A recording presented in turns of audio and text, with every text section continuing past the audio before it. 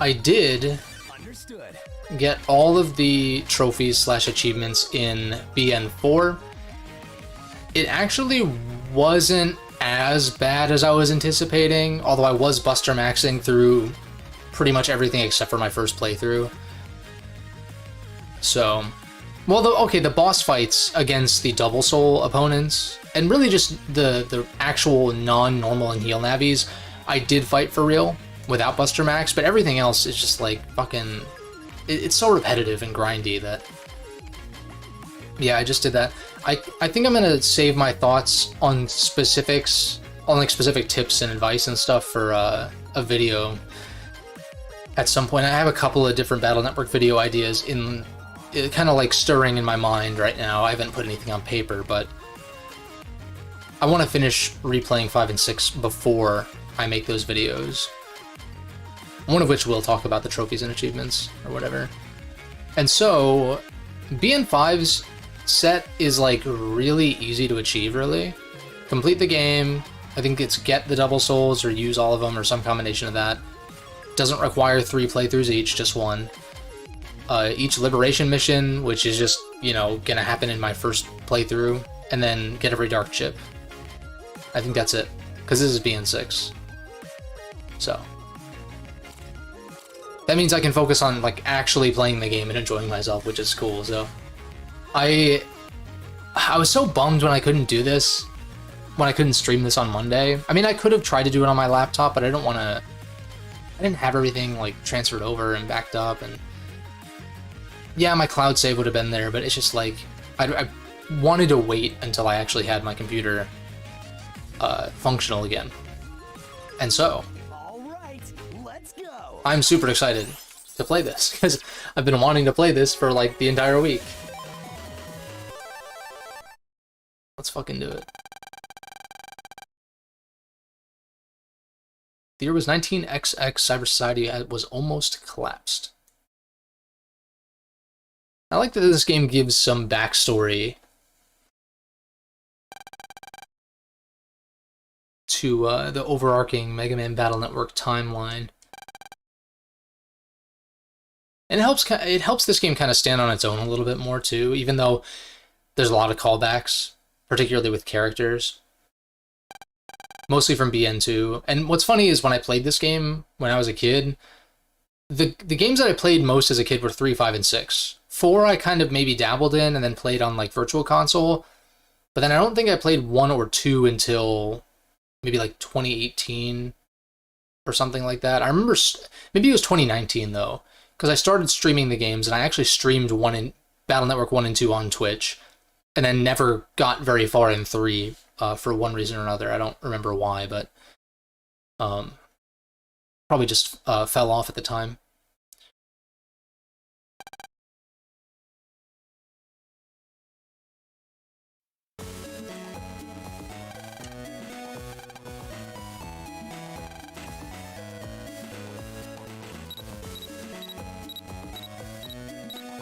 It's really fucking hot in here.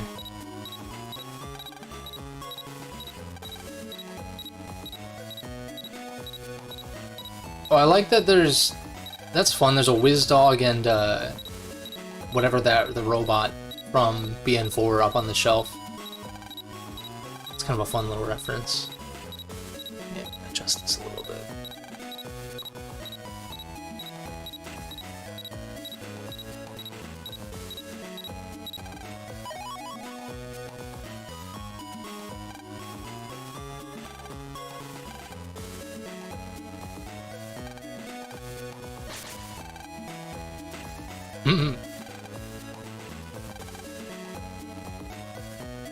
So it's going to be interesting playing this, because most of my playtime with this game, this is probably my most played Battle Network game.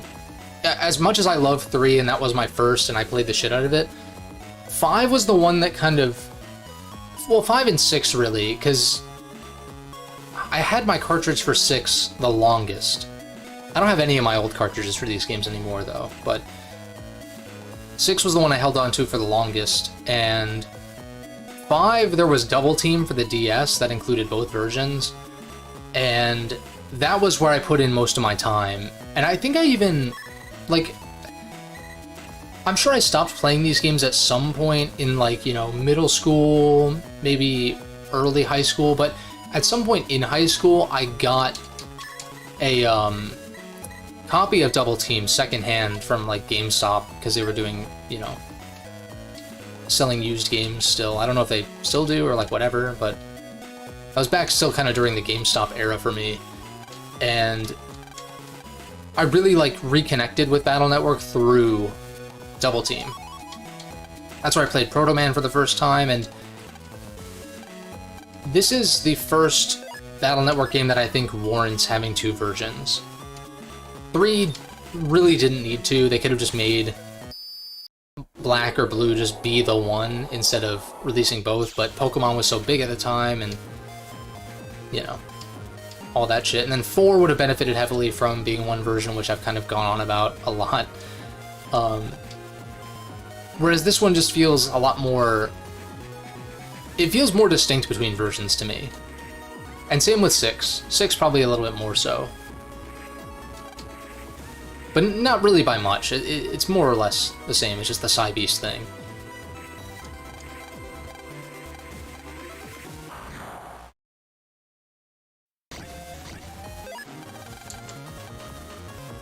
Let me make sure... Alright, that's on max. Buster mode. Buster max is not on.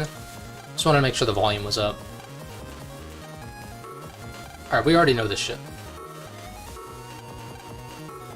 But my whole point with explaining my experience with this game is that I've not played the Game Boy Advance version of this game in a fucking long-ass time. And the DS version had some decently substantial features that were additions, but I don't remember, like, how much the core game differs. You know, obviously you don't have, like, the, I'm just gonna skip the tutorial, basically. I don't know, I know you don't have, like, the ghost versions of your teammates following you around and doing follow-up attacks and shit. Obviously there's no map screen on, like, the second screen and stuff like that, but like, I just don't remember if they made the games easier in the DS version, or it was just those feature additions or whatever. But regardless.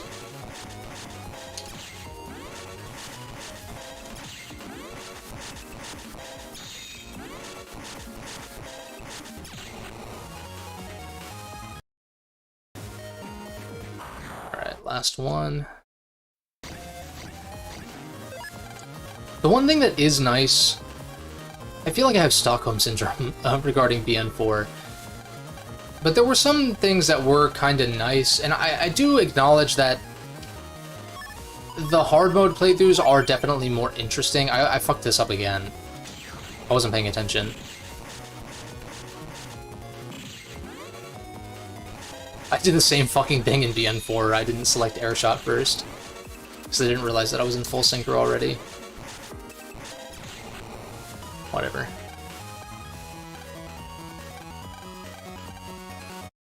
But the fact that in the hard and super hard modes for BN4, you don't get the tutorial text. You still have to fight the Metars, but you actually get rewards as if they're actual fights.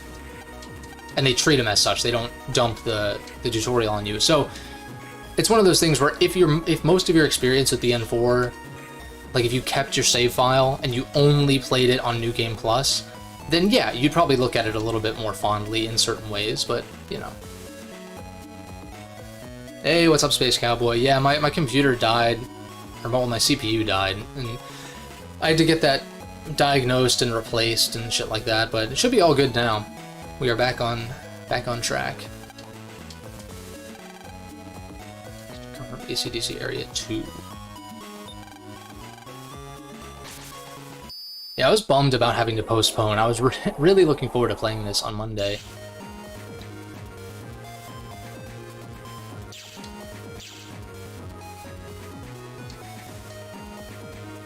I even thought about jumping into Proto Man, but I was like, no, I gotta stream my first experience with, or well, re-experience with these scenarios instead of doing it off stream first. Yeah, we got the more advanced Canadums, which I like.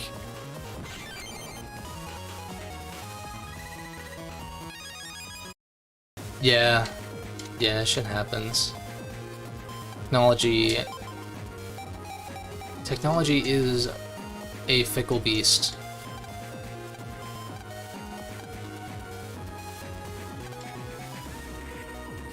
Spin and glide. Now, what I don't remember exactly is where all the blue mystery datas are, but I mean, I'm usually pretty thorough in my exploration anyhow. I'm gonna pass on this. Wow, that was quick.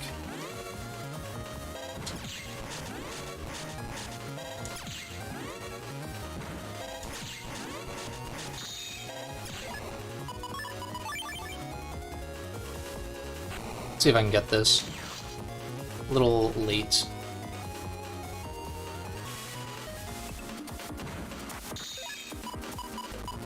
Damn it.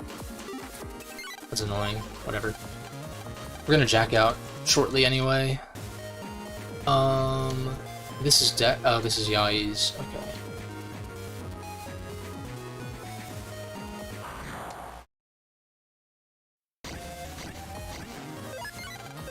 But it's interesting because when it comes to Double Team, I liked some of the additions they made, but at the same time, I don't feel like they were like wholly necessary, you know?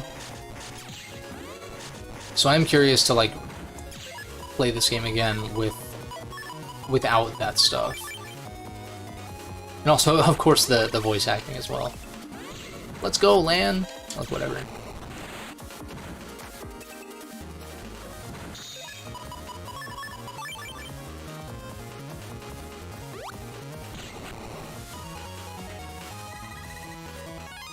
Yeah, I actually finished the standard folder as well for BN4. I got all of the achievements, in fact, with the help of Buster Max on those repeat playthroughs, obviously.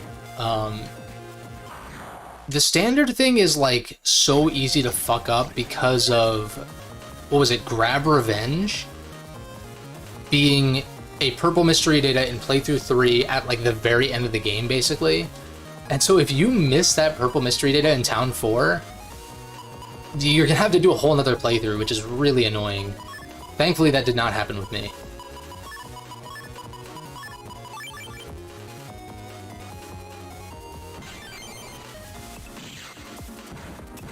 Okay, so these guys only attack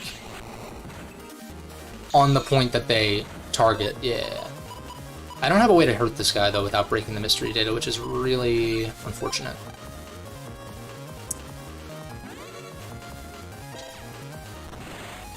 Unless I had, like, a panel grab. No, I'd have to have 2 panel grabs. That's annoying. I'll just run, or try to run.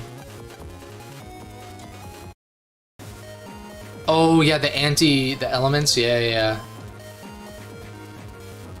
Oh, I know what you're talking about. Yeah. Those elemental, not the anti ones, those are mystery datas. Yeah, some of those, even with Buster Max, were tough. Just because of spawn rates, really.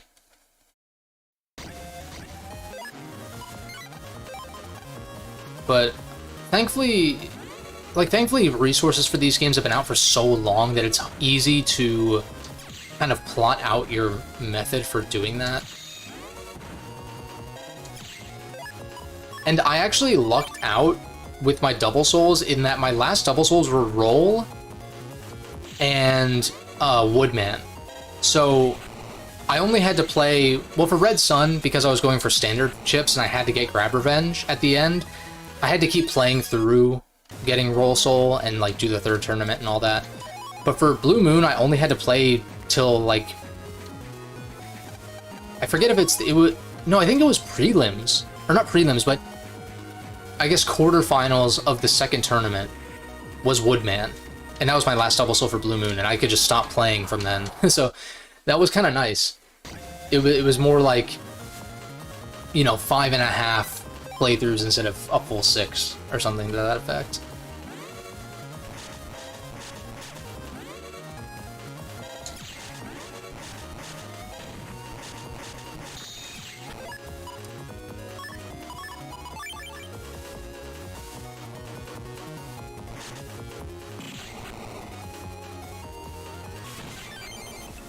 clean.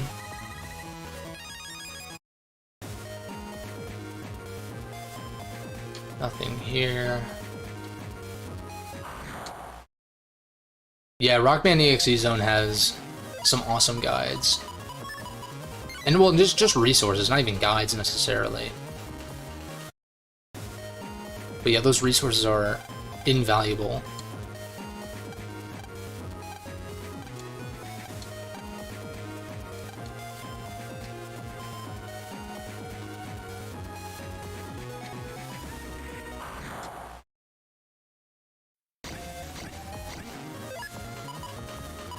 Although I'm pretty sure I used GameFAQs for the mystery datas.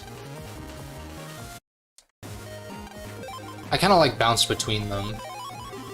But it was primarily Rock Band EXE for, like, chip locations.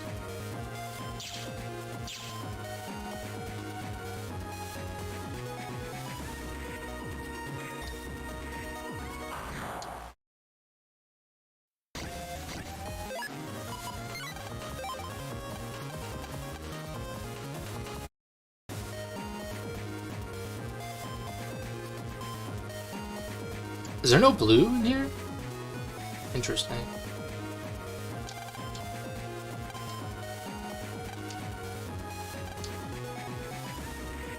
I like how Mega Man just calls her mom, like they're supposed to understand what that means.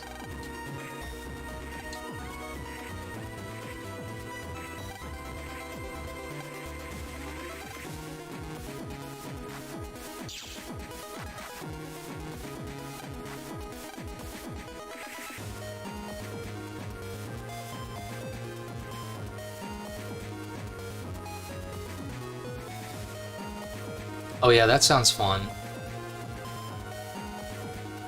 Yeah, Double Soul Crosses tier list, that's a good idea, actually. And yeah, I feel like styles are maybe too different. It's tricky because there's so many variations, you know? You'd have to be like, you'd have to talk about each style, and then maybe say like which element is best for each of them or something, but it's so situational, and so variable.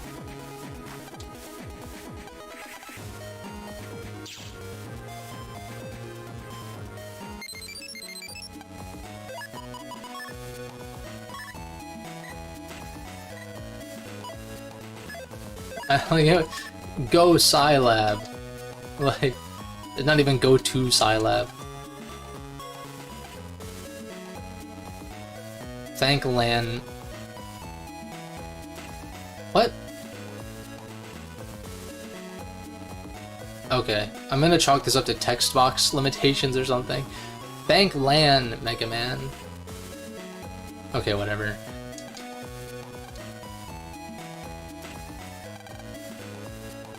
I don't know if there's reg ups.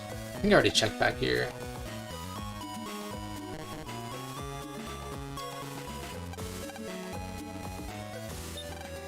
Check these spare comps.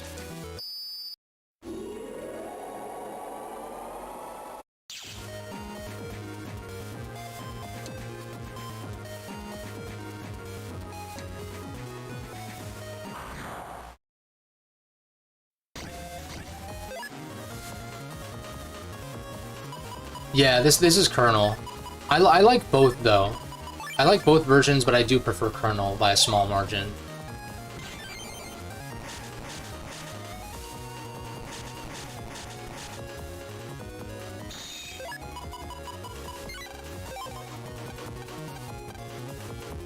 Whereas with 4, I feel like I'm pretty definitively on the Red Sun side.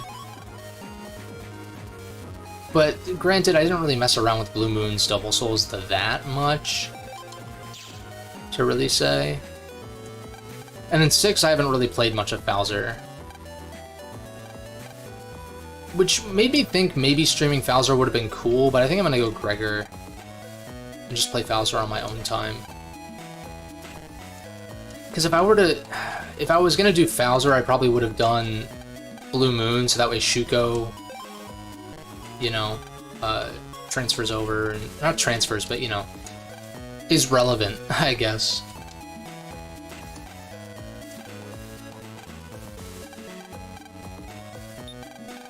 And what was weird is that in BN4, like, Lan recognizes Sal and some other characters, Mr. Match, but he doesn't recognize Tamako for some reason, Metal Man's operator. And that was a little bit weird, because it's not even a version difference thing, whereas if you play Bowser without having... I want to say in Bowser he recognizes Shuko from Blue Moon, but if you didn't play Blue Moon, then it's like, who is this? But then again, I hadn't played BN2 when I played this game originally, and so I had no context for Nightman, and Lan recognizes Princess Pride, among other characters. Like, you recognize Shadow Man when you see him, and stuff like that, but I didn't really have that context of BN2. Oh, I see. 0 out of 4. What do you got for patch cards?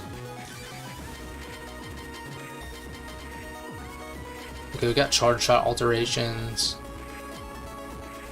Lots of shit.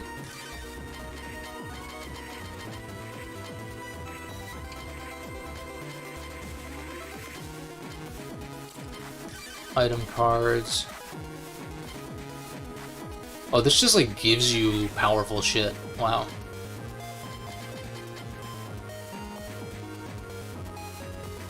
That's insane.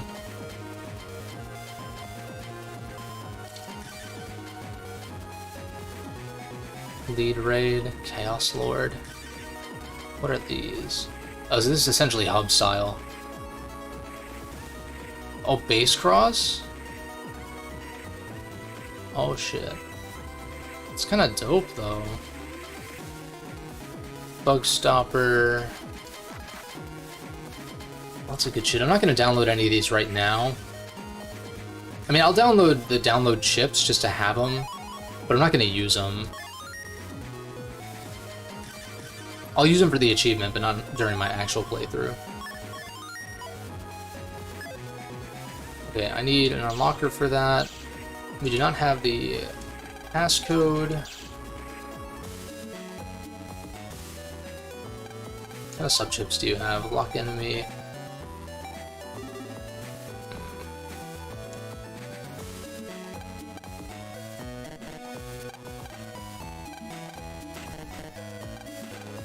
Wait, what does this say? Displaying the latest video game. The game's graphics are photorealistic. In like 2004 or 5 or whatever this was. Granted, you know, that generation was and still is really impressive, that PS2 generation.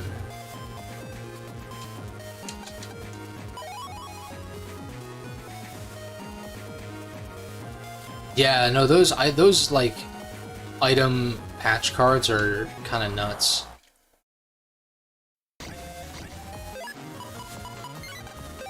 It's cool that they're accessible though. Let's see, anything in here? Wait, can I get shortcuts now? Probably not, right?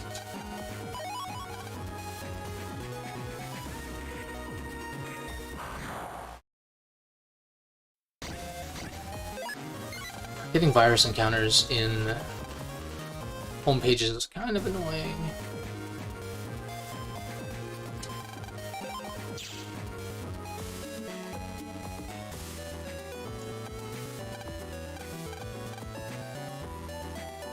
XP is probably closed right now, yeah.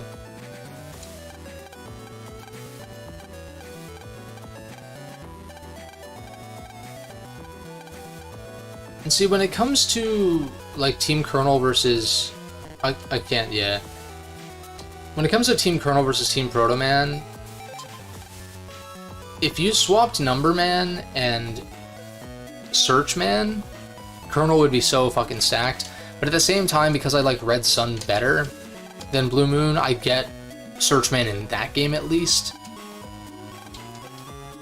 And I get to use Number Man here, who's, you know, a Blue Moon exclusive, but missing out on Proto Man both times is kind of lame.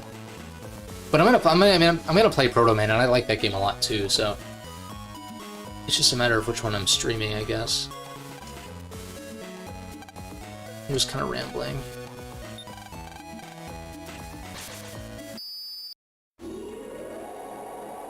It's been a weird week with my computer out of commission. I'm like, I feel like I kind of lost my flow, my workflow when it comes to YouTube and stuff a little bit. But I was able to pump out that Persona 3 video at least.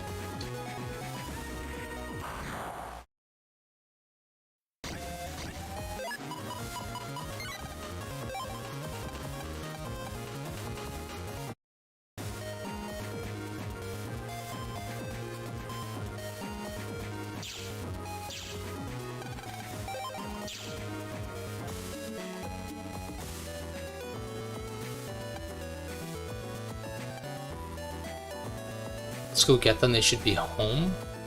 Did I not talk to Dex? I don't think I talked to Dex. Yeah, I didn't.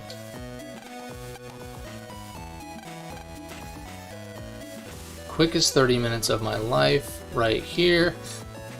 Which obviously they just time skip, yeah.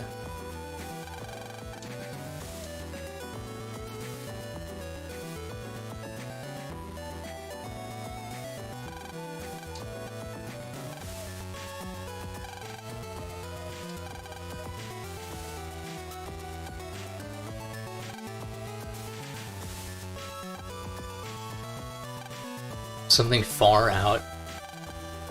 I love how early 2000s these games are. That's my era.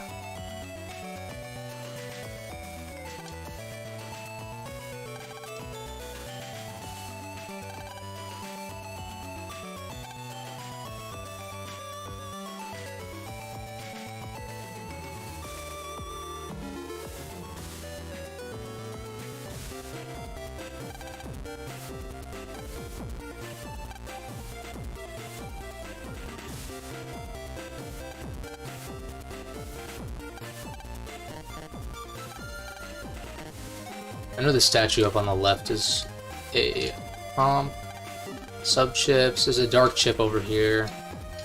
Later. I see the dark chip thing I haven't really messed around with much. Of course you want to use them for Chaos Unisons, because you don't get the health.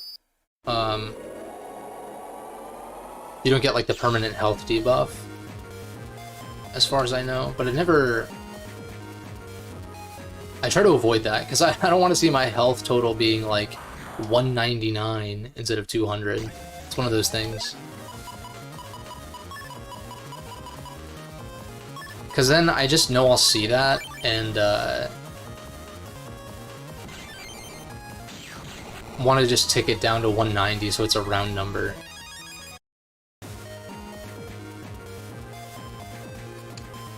Man, these comps are huge.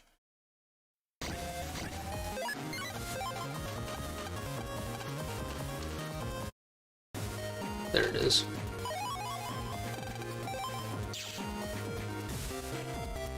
They really load you up on HP memories early.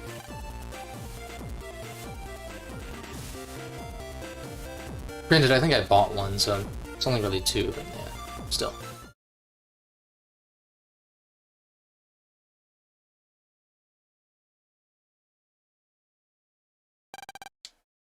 The hour is upon us. This game's so sick.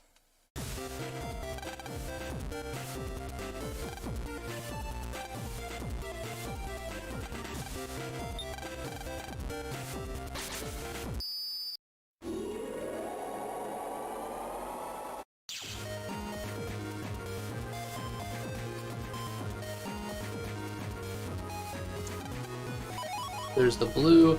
I want to assume that it's still just 1 blue per comp and just leave, but I also just want to be thorough. I guess in case there's a purple or something, I mean, I don't know. What I thought was interesting is I don't think there's any purples in these one-off comps in BN4. From what I remember, like, looking at the guide, they were all on, like, the actual... see, what did I just say? they were all on the like worldwide net in BN4, the purples rather. But now I know that there can be 2 blues in a comp, so I'm always gonna check all 4 corners.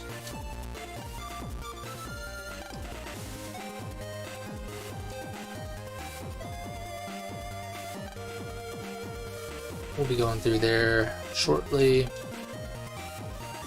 Very cool. My god.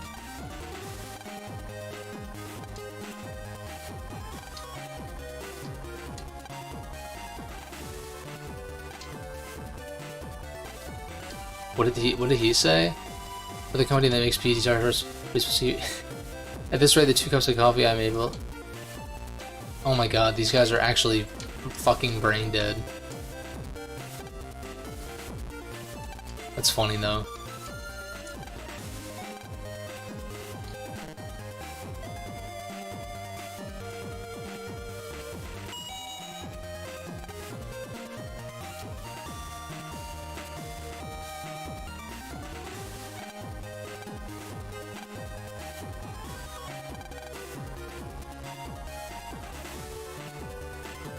I like how they keep referring to everybody, and it's like, what if Lan showed up with his friends and his dad was like, no, I meant everybody. Like, bring everybody from AC/DC. What the fuck, Lan?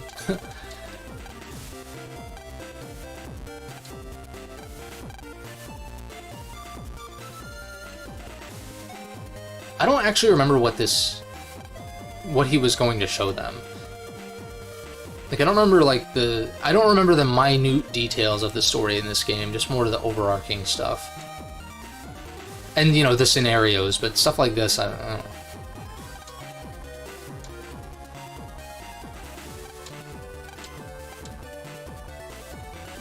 Oh, I do remember this, though. They all get gassed.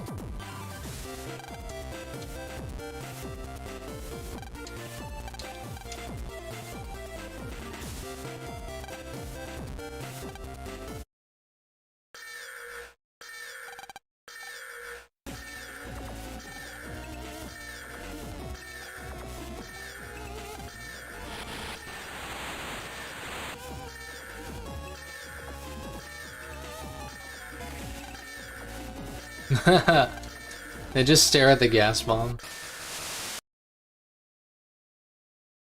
Nice reuse of the airman gas clouds from BN2. This game has a lot of callbacks to BN2, in fact. Which I can appreciate. BN2 is great. Gonna try out base cross. Yeah, I mean, yeah, probably. I don't know if I'll do it on stream or not, but I'll definitely check out. I want to check out pretty much all of the extra features and all that.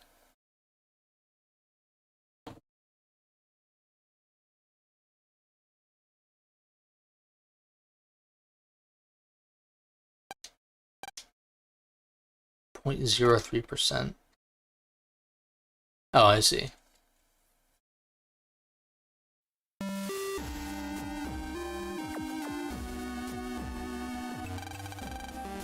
Regal looks a lot better in his portrait here.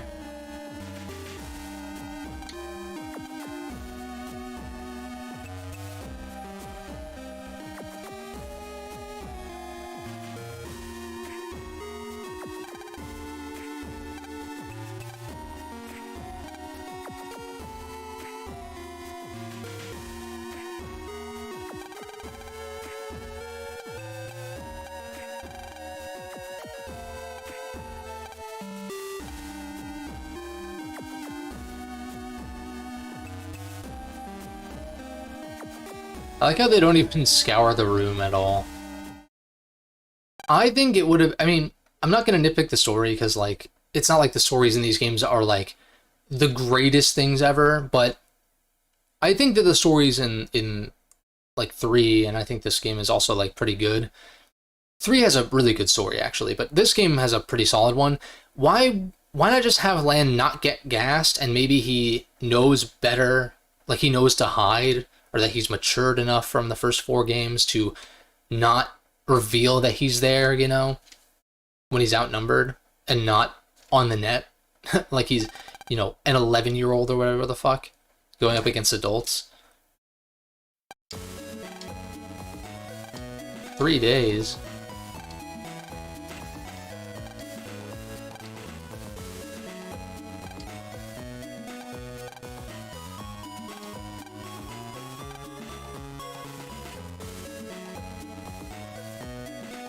3 days! That's what it reminds me of. Hey, buddy. It took me 3 days to make that potato salad. That shit's funny, dude.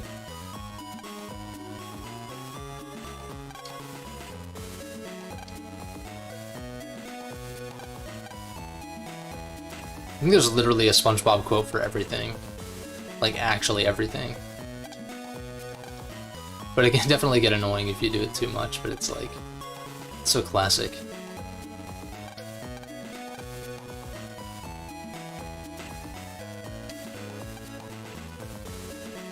Some group taking over the net. Let's go check out this giant shield.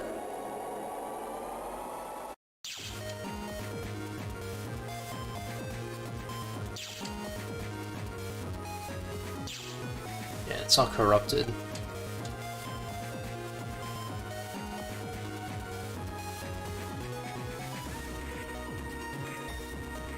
You know, he didn't deal with World 3 3 times at this point, yeah, basically.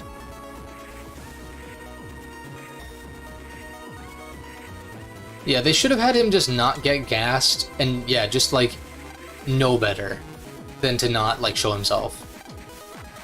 But, like, whatever. It doesn't... the end result is, like, the same thing anyway.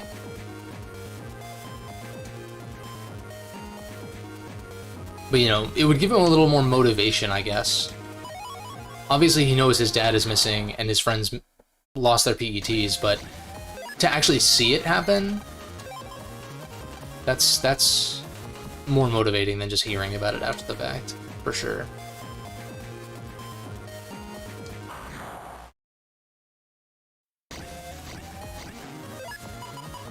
And you know, I never paid too much attention to, like, the minute details of these games, like encounter rates. So I don't know if, like, this game has a higher encounter rate than normal, or what the deal is. Because I don't know, like, if an encounter rate is super egregious, I'll notice it, but random encounters are random encounters. Like, they're always annoying. Like, far and away not my preferred way to play RPGs. I prefer the enemies to be in the overworld, but, you know, like, this is like one of those series that I don't mind it too much, but the annoying thing is, like, in BN2, for instance, in the World 3 area, where, like, Napalm Man and Pharaoh Man and Planet Man are, sneak runs don't allow you to run from battle even if you have max health. Because I fucking was doing that, trying to farm for hub style. And because the encounter rate is so low, coupled with you just getting into random encounters constantly, even with sneak run, and trying to run, it's like, it's so annoying. Varies area to area, that's probably fair. It could also be higher because the internet's in this state right now. And maybe once we clear the Liberation mission, it goes back down. I don't know. Even with lock-in, interesting. But I just wish that there was a way to. We get the boss theme for this, really? That's kind of anticlimactic. I was hoping they'd save it for Colonel.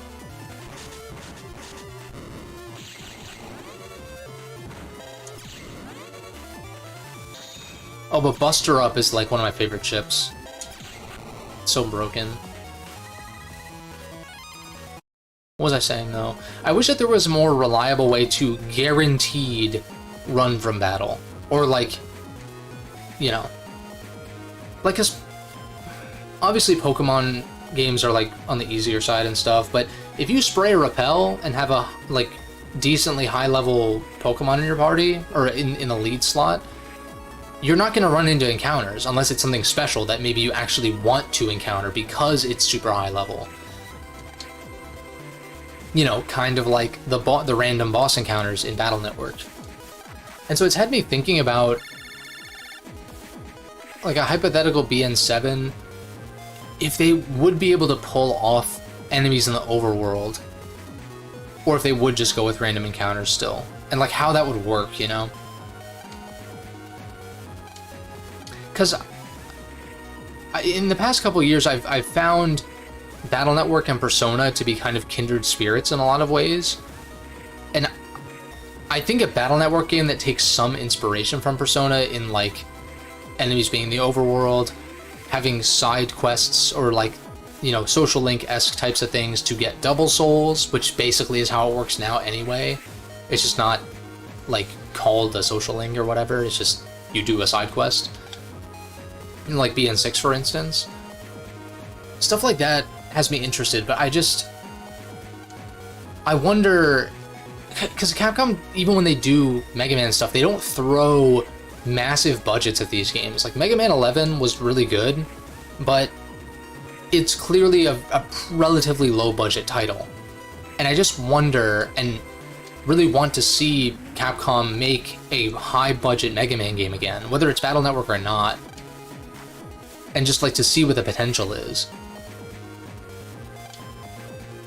Because these games are great, but if they made a BN7 with a high enough budget to, like, have these big features like not random encounters and stuff like that, I see no reason why it wouldn't be the best one. Maybe the story could be lacking. That's, like, kind of a variable that you just never know. But mechanically, I think they could easily make the best Battle Network game these days with current technology. It doesn't even have to be, like, this crazy, you know, it doesn't have to look like the fucking Last of Us or something. It just needs to have, like, more of a budget behind it and enough development time. And I'm wondering if Mega Man 12 is going to be, assuming that happens, like, companies trademark stuff all the time that doesn't come to fruition, or it takes a while. But, like, Mega Man 12 was trademarked maybe a year ago, maybe a little more. And I wouldn't be surprised. It's just like, shit, man. Mega Man 11 was 2018. It's been 5 years already, and we haven't heard anything. Part of me feels scared that, like, they may be scared to throw all their chips into Mega Man again, despite the fan base. Yeah, I definitely think they're still trepidatious about it because of what happened in the early 2000s, the burnout, as it were.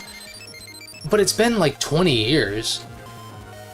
You know, and Capcom, I think I've talked about this before too, like, Resident Evil is doing better than it ever has, Monster Hunter is doing better than it ever has, what other properties do they own? Devil May Cry 5, everyone, like, loved Devil May Cry 5, and I'm sure there's some other franchises and stuff that are doing really well, and it's like, why not, you know, your original franchise that made you famous in the first place? Because it's not like they... I hope Capcom realizes that the drop-off in Mega Man's popularity in the early to mid-2000s was because of the frequency of the releases and the quality of the games being kind of all over the place, particularly with Mega Man X. So, I hope they realize it's that and not the fact that it's Mega Man to begin with. But I would hope that they're going to turn around, because the Legacy Collection sold like 2 million copies, if not more at this point, which is insane. That's ridiculous. It's not even been like 6 months. I think they crossed the 2 million threshold, I want to say.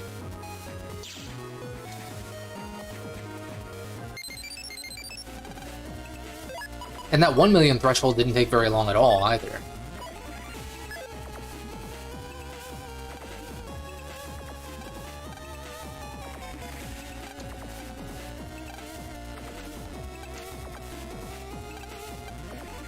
Forgive me, Mom. Feels like he's going off the war. She kind of is. She gives you a roll here, right? Yeah.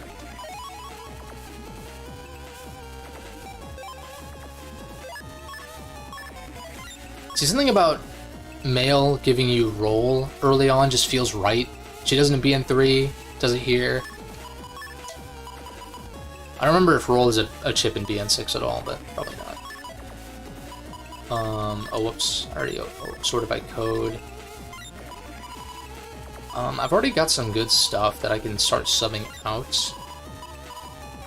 Like, I'm not going to use Chaos Lord or what's it called for a while until, like, late game.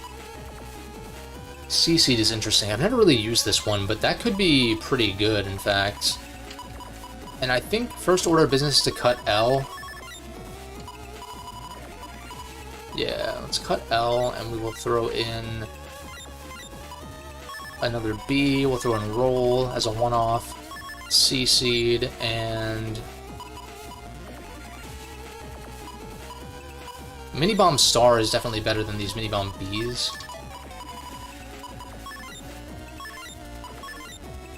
If not by much. B, it's decent synergy, I guess. K. Oh, I have S's, yeah. So let's see here.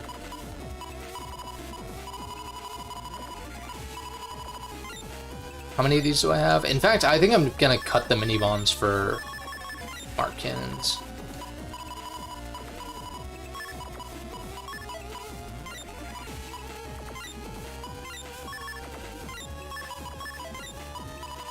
Anything else I want to throw in? Maybe I could do double wide sword plus guard, I guess. Guard, not like. I feel like it's pretty shitty if you have to use a guard chip that isn't a star, you know? It's kind of my... Oh shit, we can... That's busted. Pun not intended for sure, but Jesus Christ. Why is that so low? Buster Up is so nasty.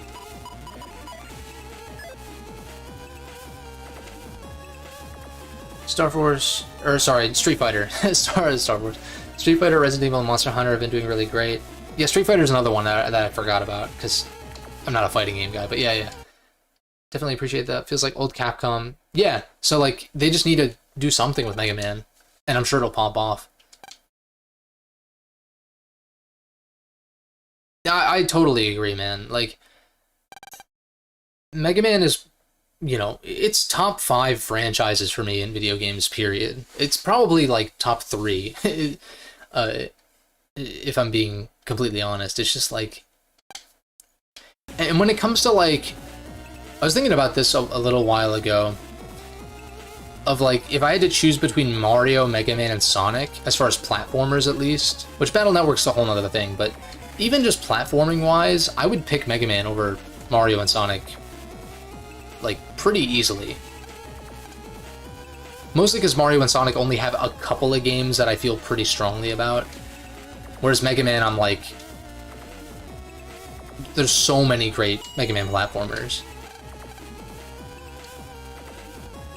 Oh wait, it's under the table, isn't it?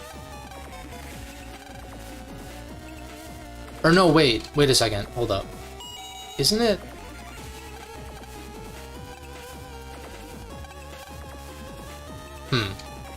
I thought it was up here. Maybe you have to jack in?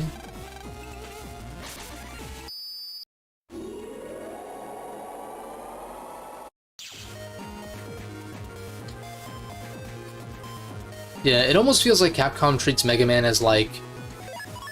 just like a nostalgia franchise of like, remember Mega Man? Back in the good old days in the 1930s? You know? It's like one of those where it really does feel like, you know, almost kind of pandery in a way, which I don't really like. I mean, I love the Legacy Collections were a great idea from Capcom. It's just like, it does at the same time feel kind of just like member berries of like, remember when Mega Man was popular? It's like, well, yeah, I mean, you guys kind of did that to yourselves, though. And you could change it. I mean, shit. It's like we've been talking about with, you know, Street Fighter, Resident Evil, Monster Hunter. Monster Hunter was... Granted, Monster Hunter was big in Japan before it became big everywhere, but it's bigger than ever. And... Where are we getting? I thought it was in his jacket. Am I crazy? Oh, it's right here. Street Fighter... I feel like everyone thought Street Fighter was dead after Street Fighter 5. And then... What's the other one? Resident Evil? RE6 is like super low rated. People hated Resident Evil 6. And they brought it back. And now, once again, it's bigger than ever. I just mentioned 11. It's been 5 years. Yeah, it's the best-selling... Yeah, it is the best-selling classic game since 2.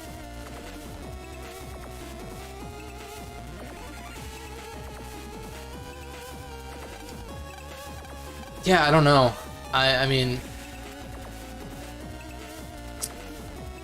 it's frustrating, but I'm hoping that the Battle Network sales at least kind of kick whatever they have in the works into high gear.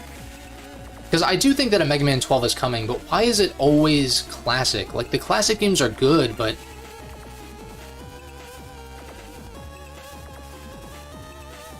you know...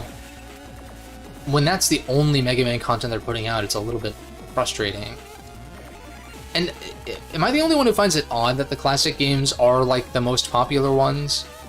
Granted, they haven't been giving us much choice, right? I'm sure if a Mega Man X9 came out, it would sell probably better than Mega Man 11 did, just because it's Mega Man X. But then again, they kind of tarnished the Mega Man X franchise with, like, 6 and 7, and so it's like, you know... Zero's done, but they could do a ZX3, at least. I'd be down for a ZX3 if it's more like the first ZX. And that still gives kind of like that Zero gameplay.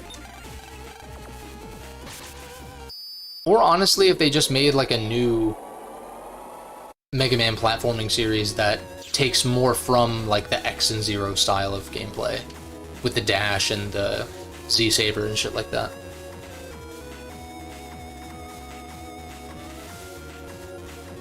Yeah, I mean, that's probably fair. Yeah, I guess Classic is not, like, as respected these days or something. I don't know. The big thing for me with the Classic games is they're fun, and they're super consistent as far as quality is concerned. I mean, way more so than some of the others, but... it's also, like, not my favorite series ever, because it's just, you know, it's simple, like, relatively simple platforming that is typically pretty punishing, which is kind of the part that I'm not a huge fan of. But regardless of that, like, they're fun to play, they have good music, good level design for the most part, good bosses. It's just been done so many times that it's like, I'm not surprised that people kind of look down on it in some ways, because it is one of those series that really is just kind of the same thing over and over again. Like, people give Nintendo shit for making the same game over and over, but Mega Man's already, like, pretty definitively, I think, worse about that. Not that it's necessarily bad, because I'm glad that we have 6 Battle Network games, even if they are, like, not that different from each other in the grand scheme. We at least have plenty to go back to, you know.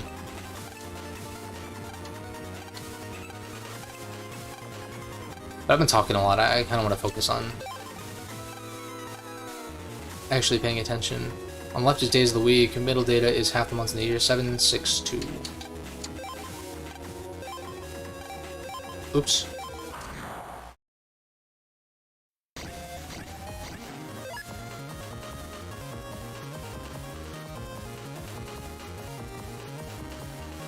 Yeah, that's true. That's true. Mega Man 11, like, Mega Man 10 came out in what? Wasn't Mega Man 9, like, 2008 or something, and Mega Man 10 was 2010? Or something like that? And then Mega Man 11 was 2018? Which is just absolutely ridiculous. Let's see here.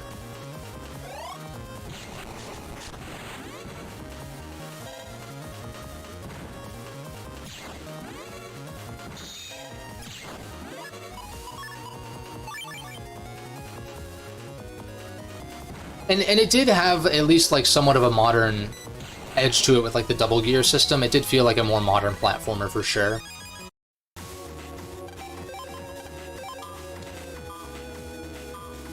And it was very polished. Like, that's the main thing when it comes to Mega Man Classic, is the games are, for the most part, really polished. There's obviously some questionable things in there, like the Mega Man 6 slide cancel and, like, or lack of slide cancel. And stuff like that, but I mean, for the most part, they play pretty much the same, and they play well for what it's worth.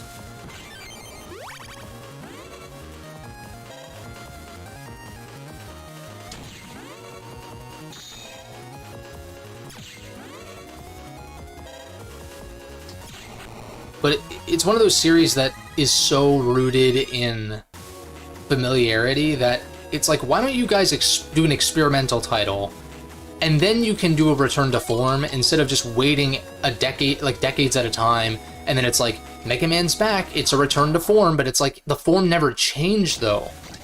It's only a return to form because you're returning to actually making the games, but it's not really...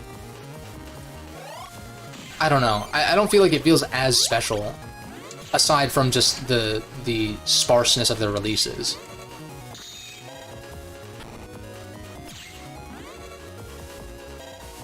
But I guess the last time they really heavily experimented with Mega Man was Mega Man 8, and a lot of people don't like Mega Man 8. You know? Get a new generation. Yeah, I mean, I'd be down with that, too.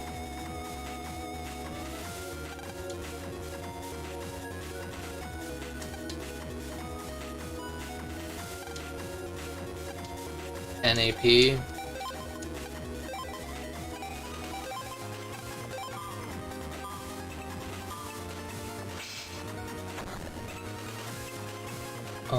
That's a dead end. Also, the dungeon themes in this game slap really hard.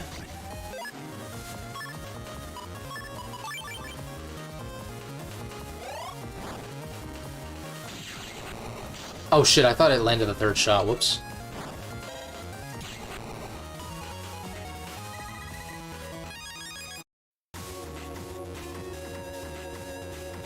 Yeah, I just want something different with Mega Man. Like, of course,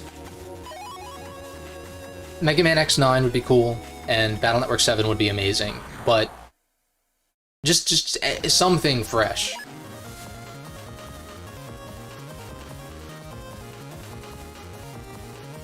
Well, that's the problem they've kind of run into, right? Is that they've neglected all of the Mega Man sub-series, and so yeah, they're all lacking, and so they kind of all need a modern.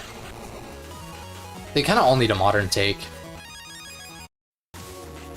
But then you're kind of getting into the territory of the early 2000s of dumping too much Mega Man at once. You know, you'd have to space them out. But I think it would make sense if they did like Mega Man 12 as like, alright, here's another classic game, and then maybe a year or two later they announce they're making an X game, and then we can kind of assume that they're going to do maybe a ZX3, maybe a Battle Network 7, maybe a Star Force 4, whatever. And that's the thing I've thought about too, is that Star Force is like the successor to Mega Man Battle Network, but... And so I feel like some people view Battle Network as being just done because Star Force exists, but Mega Man X and Classic existed alongside each other too, so I don't see why they couldn't do both, you know? Dog, cat, owl, rat. It's owl. Right.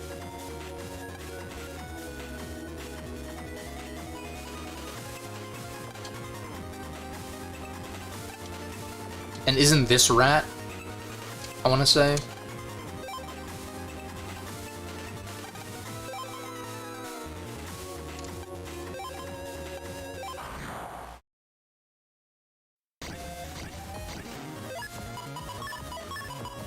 I don't want to risk my run failing here. Early, damn it.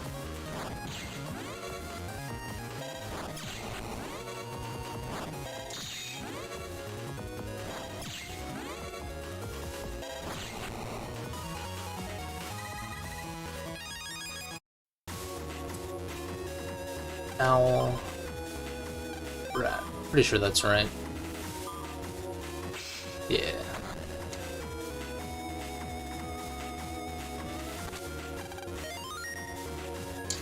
Should save.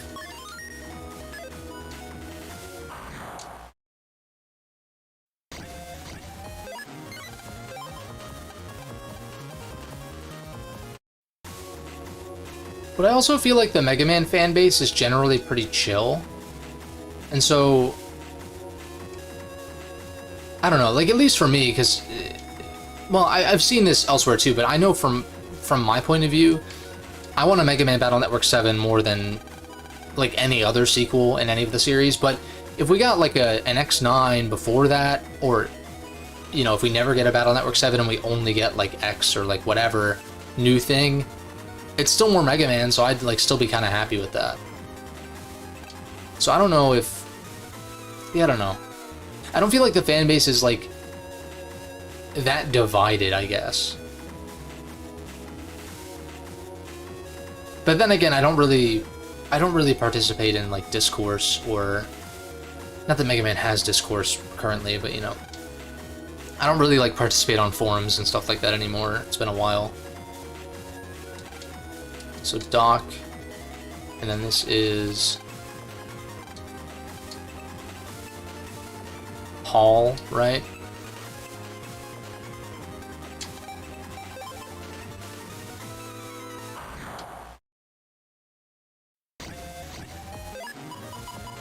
Let's see.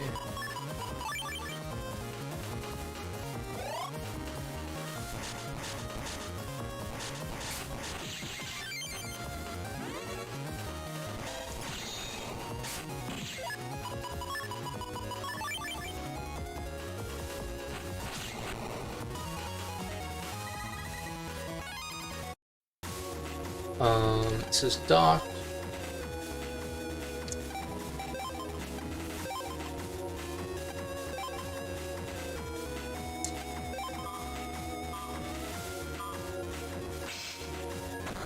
Well, and then, of course, I'm also forgetting about Mega Man Legends, but I haven't played those games.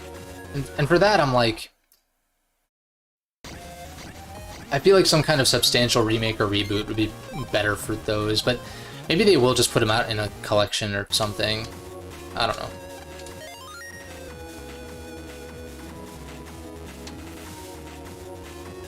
That's one of those where I feel like you would need to do like a substantial kind of remake, or just make a new one. You can tell that as far as the general Mega Man audience is concerned, that you can make a case that a good amount of people are X stans. Yeah, considering the amount of influence. Yeah, I also think that, I mean, it's all personal preference, right? But I think that X's gameplay is just more dynamic in general than the classic games. The classic games gameplay is like, it's all about execution, you know?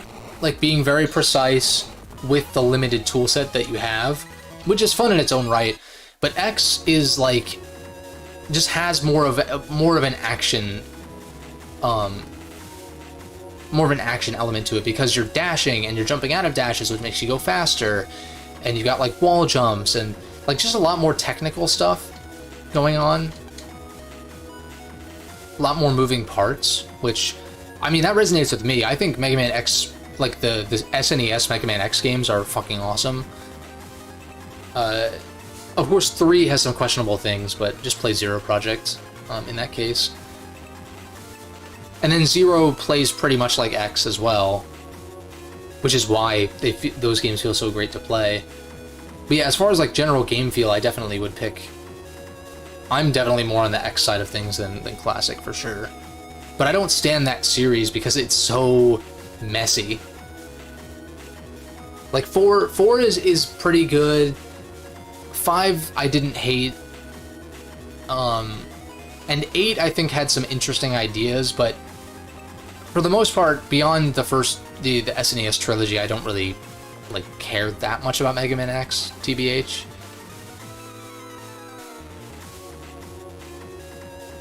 It does muddy up opinions when getting into different Mega Man games and how people feel. That's fair. That's fair.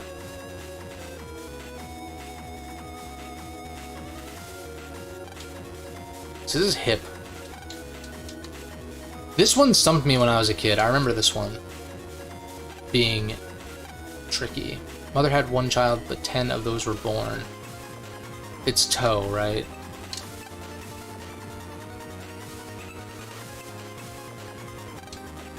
Hip, Toe, and I don't remember what this is, but we'll process of elimination it. Ear, that's it. That's what it is.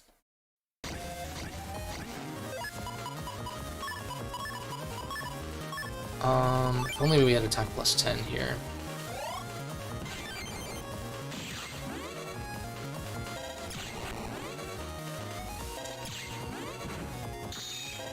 Oops. Alright, I guess we'll just cannon.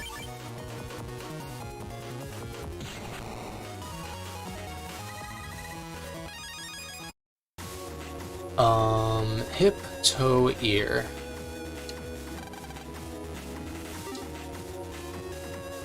Is that right?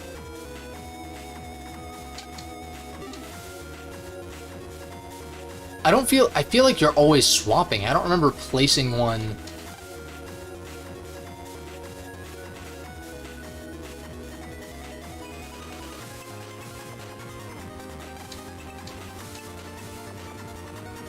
Wait a second.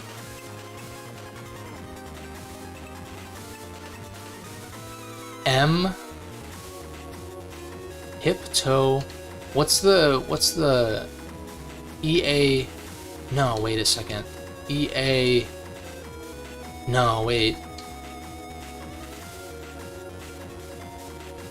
Don't tell me the answer. I want to figure this out.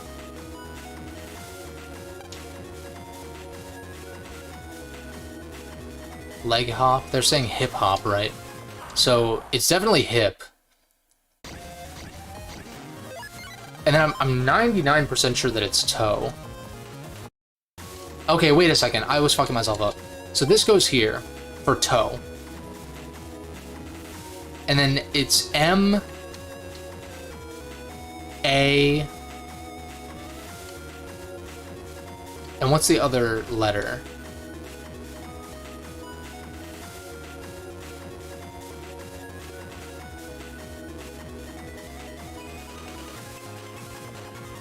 Wait a second. Why am I getting summoned on a children's puzzle? It's not Moe. It's definitely toe. I guess I'll just swap, because I think the solution to these, you never place a block in an empty block. You're always swapping. So I know it's hip toe. It's arm. Okay. I was confusing myself. Fire, band, and over. I still don't get the hint on that. You just kind of process of elimination it, but it's... I don't get what they mean by fire... Oh, firearm, armband, and... What is over, though?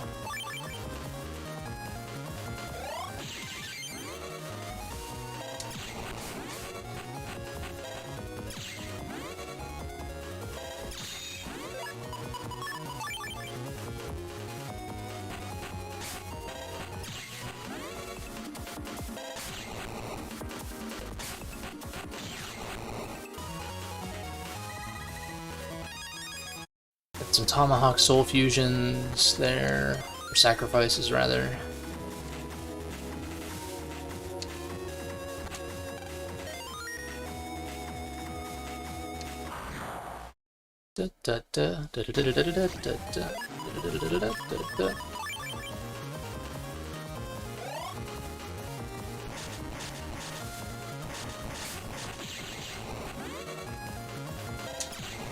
We take those. But pointing out the fan game thing is a good point, though, because maybe Capcom feels like they don't necessarily need to make more Mega Man platformers because the indie scene is, like, so inspired by those games. Like, why make another Zero or ZX game when Azure Striker Gunvolt exists, you know? And, like, no, I'm not saying that that's, like, a totally sound, thought process, but it is a thought process that makes sense. Where it's like, oh, why compete with these indie companies that are already kind of nailing it, you know? And Battle Network, there's some fan games coming up, right? Like, I know One Step from Eden, that's a roguelike. But there's... What is that one... There's, like, one big Battle Network-inspired fan game that's been... Not fan game, but like indie game that's been in the works for years. I don't remember what it's called, though. Project EXE or something like that. But at the same time, like, I do appreciate these... I mean, like, Azure Striker Gunvolt's made by the original developers, I think that... Like, it's Inti Creates, who did the Zero games initially. So that makes sense. But something about, like, even if we get, like, Project EXE or whatever it's called, and it's great, but it's still not Mega Man. And so, like, that is the kind of unfortunate thing, I guess.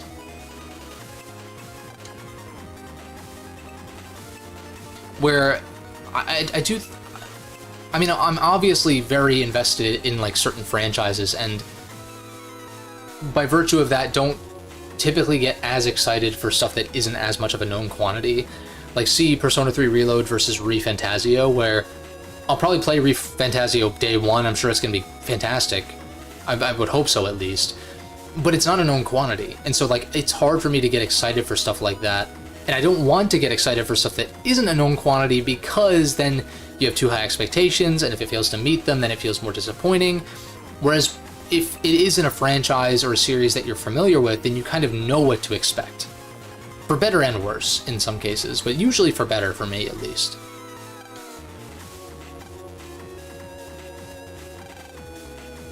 You know, so it's like I look at these Mega Man inspired games with kind of trepidation, whereas if an official Mega Man game were to come out, I feel like I would be more confident in that game's quality, considering Capcom's modern pedigree.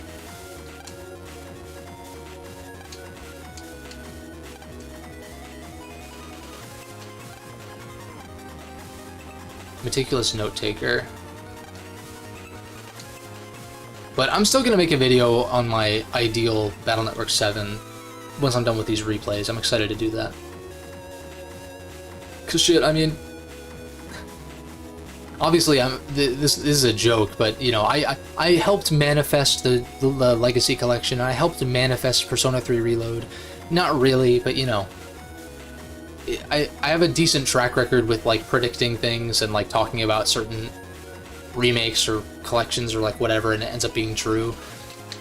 Not that they were like the boldest predictions ever in my opinion, but at the same time, maybe we can all collectively manifest a Battle Network 7.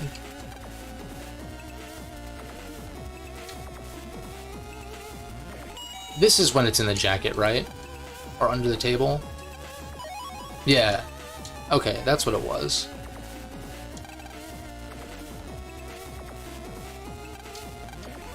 Five, 3, 2, 1, 4.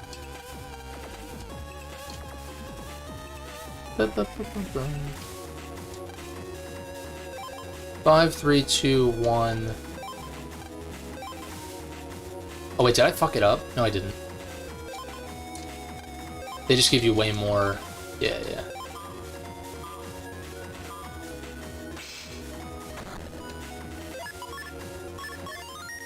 Do I have any mini energies? I do. I feel like that's good enough. Colonel's not that tough, right?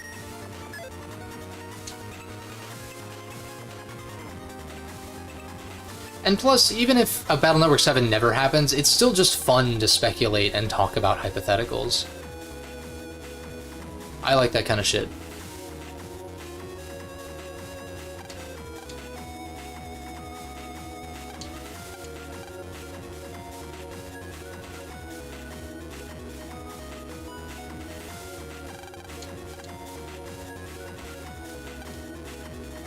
That's the thing too with like Persona 3 Reload versus ReFantazio is like there's just not a whole lot to go off of with Fantazio. Like I don't know what I'm looking at. Like it looks cool, but like I don't know what the fuck I'm looking at. Whereas when I see a Persona 3 thing, I'm like I know what that is. And so I kind of understand what they're doing.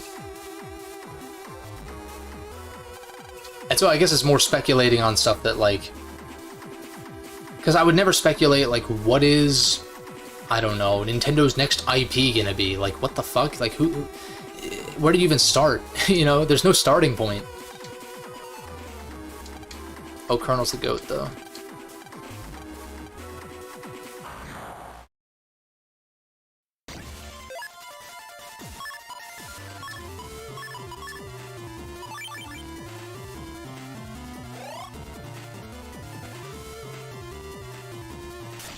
You bitch.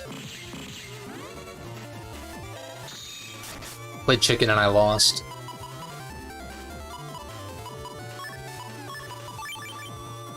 Also, I should always do this on front row, because, yeah.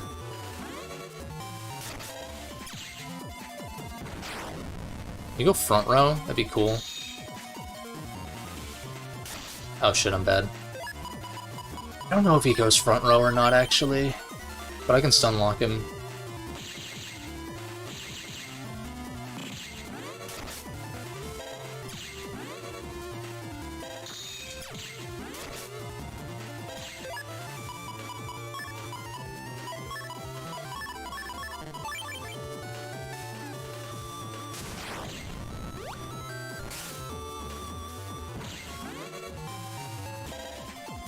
Oh shit. I was like looking at Colonel, I wasn't even looking at my side.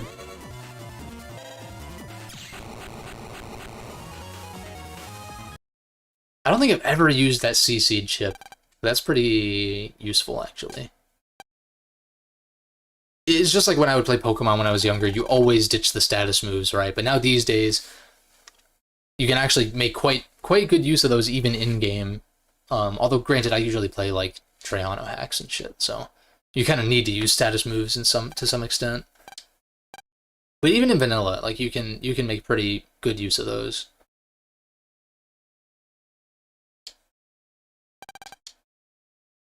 Although, come on, I'm not gonna blow smoke and say that whenever I would fight the Elite Four in Pokemon Ruby, I didn't just solo it with Blaziken with, like, fucking Blaze Kick, Sky Uppercut, and 2 other moves or whatever.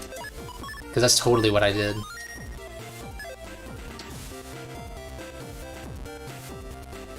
Oh, I was like cutscene or what? I will not harm you.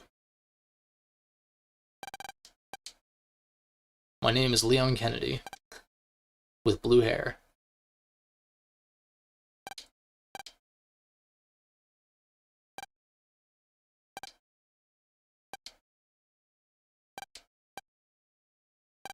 We're forming a team of net navies to defeat the evil organization that's occupying the net. The premise is so good, dude. Love it. We're recruiting members in secret.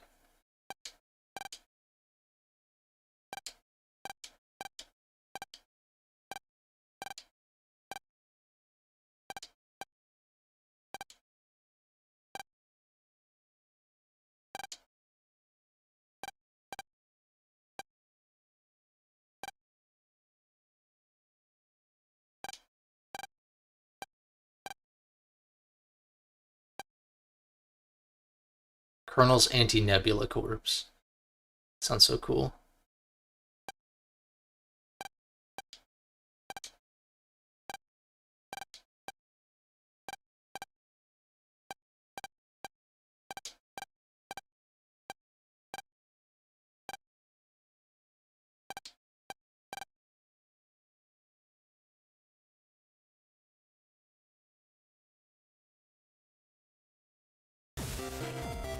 Sweet.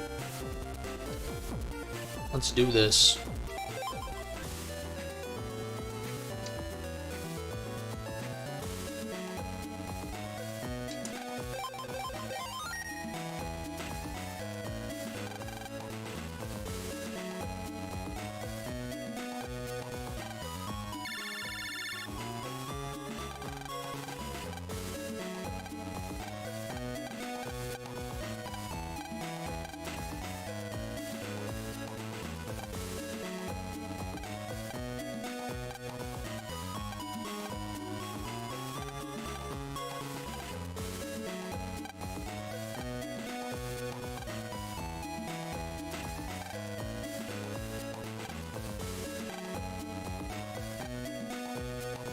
Dude, I love that Beryl does acknowledge Lan's background, though, with World 3, Gospel, and Nebula.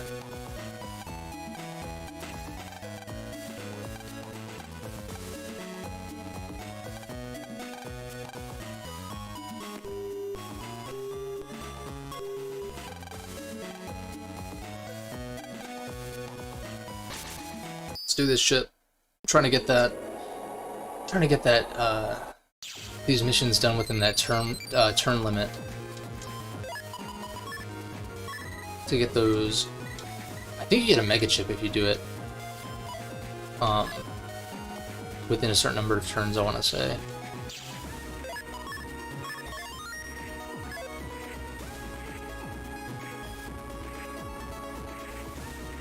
I want that green, though. Give me that green! 100 Zenny, I'll take it. I don't want to check it on the shop, too. Well, I need to check how much Zenny I have, in fact.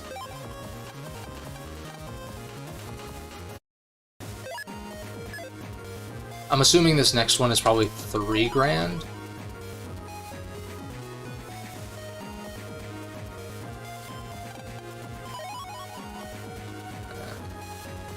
Ship trader fodder.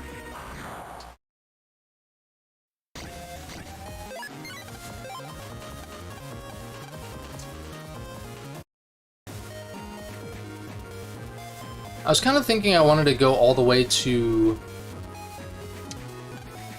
all the way through Nightman scenario, but I'm wondering if I should do like a slightly shorter stream, because I was gonna stream tomorrow too, to kind of like try to make up for the fact that I missed 2 streams effectively. That's a shame. I was trying to do it when he jumped.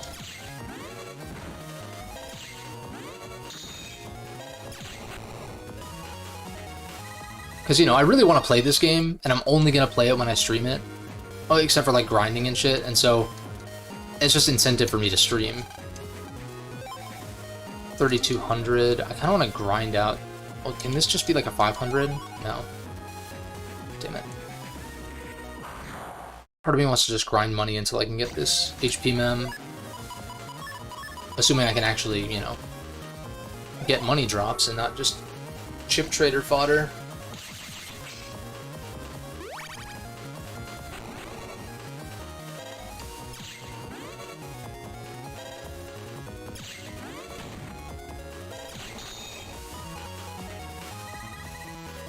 Okay. Just a couple more of those.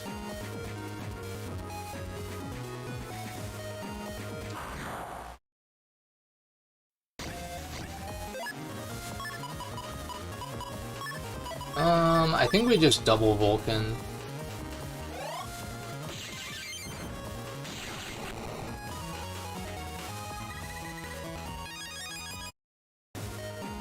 I do have a Discord.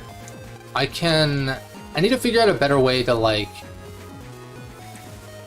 I can throw my Discord name in the chat in a bit, since when I edit the streams, I usually disable the chat, so because it doesn't line up, you know? But I need a better way to, like, do that, because I don't really get on Discord that much. That's, like, the main thing.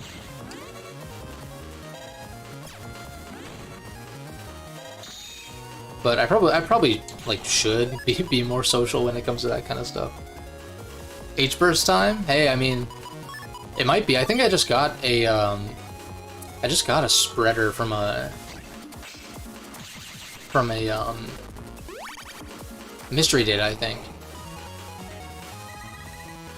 And that's not money. We have DE. So pretty close. Yeah, like I don't mind adding some of y'all on Discord and stuff. It's just like I just don't really get on there that much, and so I don't want anyone to think that I'm like trying to avoid them or anything like that. It's just I just don't get on there much. But I kind of do want to make a Discord server. I think that would be kind of neat. Although I would probably restrict it to members, unless there's a way for me to just do subscribers, but I definitely don't want like a public Discord server, for sure. But I also feel weird about like pushing memberships and shit like that, because they are live, and I paid someone to make like badges and stuff that look pretty sick, based on like persona, but it's one of those things where I don't have anything like currently on offer for those. It's just kind of like a way to show support monthly, and it's not like a huge pressure or anything. But I think like a Discord server, I think, you know, member exclusive streams and stuff like that, or like eventually, you know, stuff like that could be fun, or you know, giving members access to videos early. Because I kind of don't really want to do the Patreon thing, because I feel like you kind of need to have an incentive for that. Whereas with like memberships, you don't necessarily need to, you know, I don't know. Yeah, I mean, it's not like my following is that large either, but it is nice that YouTube allowed for some monetization stuff prior to 1,000 subs. I'm still really like trying to get to that 1,000 sub milestone as soon as possible, so that I, you know, can at least make some money off of YouTube. But it's not like I would love for my channel to be exclusively viewer supported, but I know getting there, you know, takes a lot. But oh, the Discord thing? I see. Well, I mean, it goes both ways. It's just a matter of, like, being more, I guess, social and communicative with your subscribers, followers, all that kind of stuff. But it would be a matter of, like, because I don't get on Discord often, I would want, like, some kind of wall so that it's not just public. And then I would definitely want someone to like be able to moderate it that I can, you know, somewhat trust that it won't turn into degeneracy or something. Which I don't think would happen if I made it members only. But I'm also just not really knowledgeable enough about Discord to like... Not even gonna like, I'm not knowledgeable enough about Discord to feel like confident in creating a server and stuff like that. I don't know. It's probably easy enough, but I'm not even gonna sweat YouTube right now. How the algorithm, yeah, the algorithm's been kind of shit lately, but I think it's just kind of the time of year from what I've heard. Like summertime in general tends to be pretty lacking, but then again, last summer was when my channel like kind of started popping off, so I have no idea. Because that's when the that's when Battle Network... Granted, I put out the Battle Network tier list, and it just so happened that they announced the Legacy Collection like a week after or whatever. So that probably had more to do with it, that it was current events, but I don't know. I don't really... I try not to sweat the numbers either. Because if I got hung up on the numbers, it would just like stop being fun. And that's ultimately, like, what it is. Like, I like to make some money off of it, for sure. But the most important thing to me is that I continue to enjoy it. And I just like putting my thoughts out there in general. It's a good outlet for me. And people seem to like my stuff, so... Who am I to question that, I guess? But, yeah, the algorithm is just, like... Oh, whoops. The algorithm is the shitty part of that. For sure.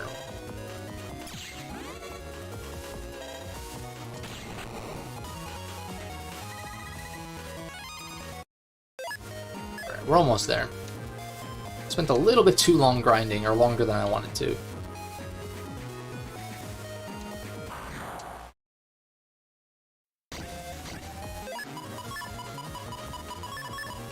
But the main thing, too, is, like, I really do view YouTube as a more of a creative outlet. Or, like, I try to view each of my videos as, like...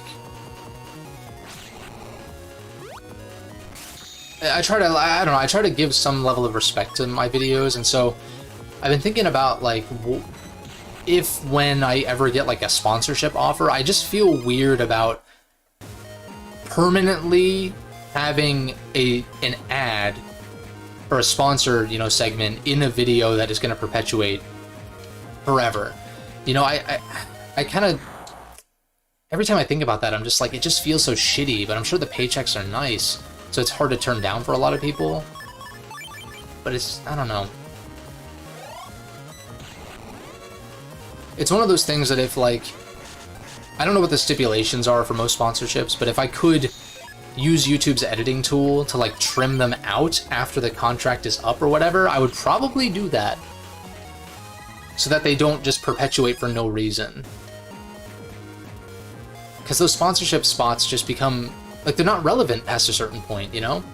Once the code expires, or like whatever, then it's just like it feels like a stain on whatever given video it is, you know?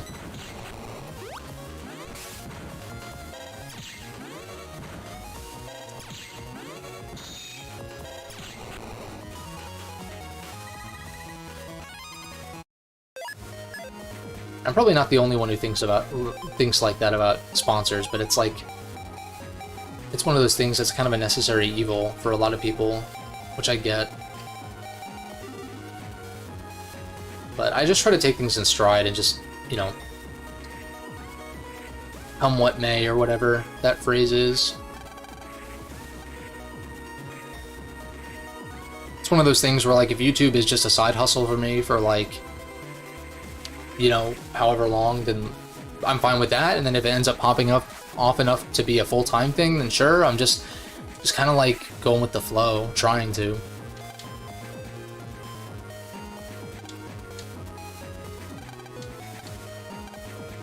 But I feel like talking about this stuff usually turns viewers off for some reason. Well, not for some reason, but it's just because, you know,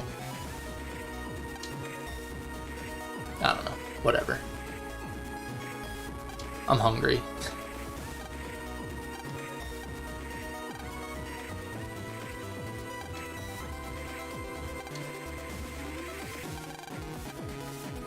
It's time.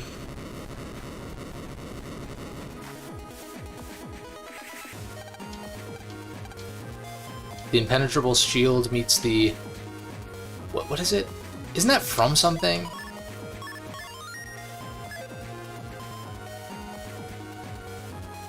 Like the sword that can cut anything, but the shield that can defend against anything. Something to that effect. Let me check my folder real quick. Got some cact balls. It sounds so wrong though. Let's see. Anything worth throwing in? I guess, I mean, the cact balls are definitely better than like recovery 10s, that's for damn sure. I don't have a Cannon C. Can I buy a Cannon C? I'm not gonna grind more. DE, not quite H spreader, or H burst rather. Cact ball. I feel like I just cut A until I get the program advance. Yeah. B. Got mini bombs, but those are shit. Thunder's actually kind of decent.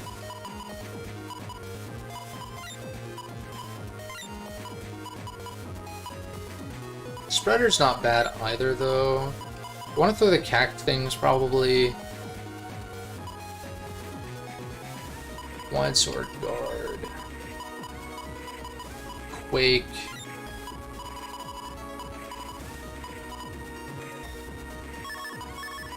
And get rid of some of these shitty chips.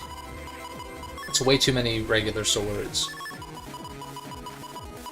Vulcans.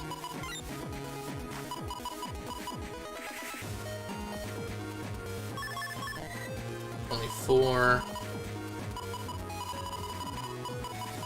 I think I just throw the cact balls in there. Even though that's my only J synergy.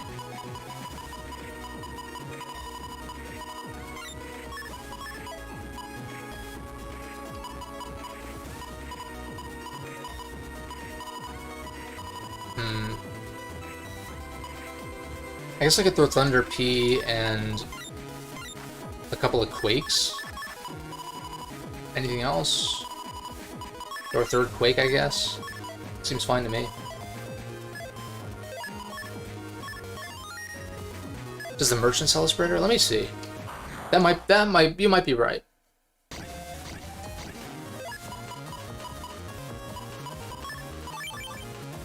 gonna do this.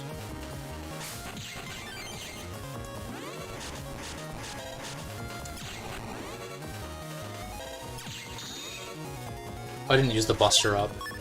Whoops.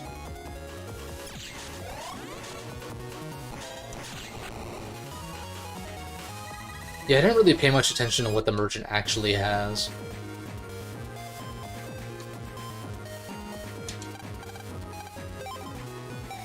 Spreader Star. I hardly know her though. High Cannon, Vulcan C. I wish that was a Cannon C, that would be kind of nice. Whatever.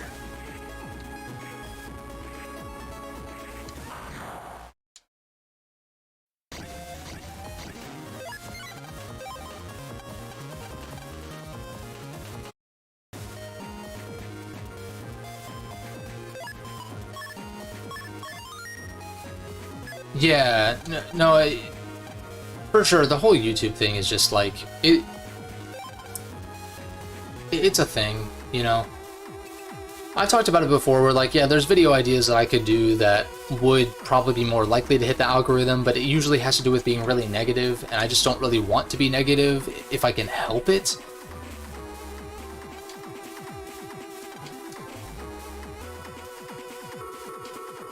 But I'm also not gonna bullshit, so if I don't really like a game, I'm not gonna like hold back, you know?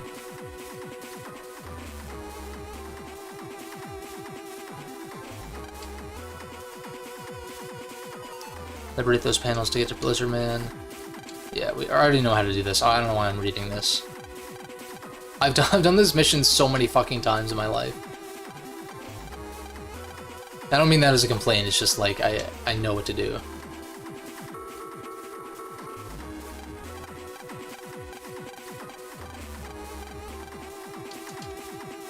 Does it tell you the turn? Player phase 1.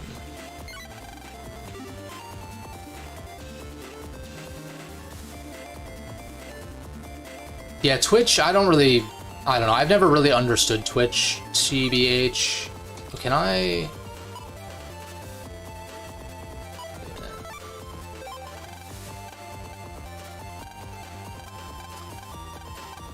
Because I used to stream on Twitch just because it was the place to stream, but I'm like, I would just rather have all of my stuff be in one place.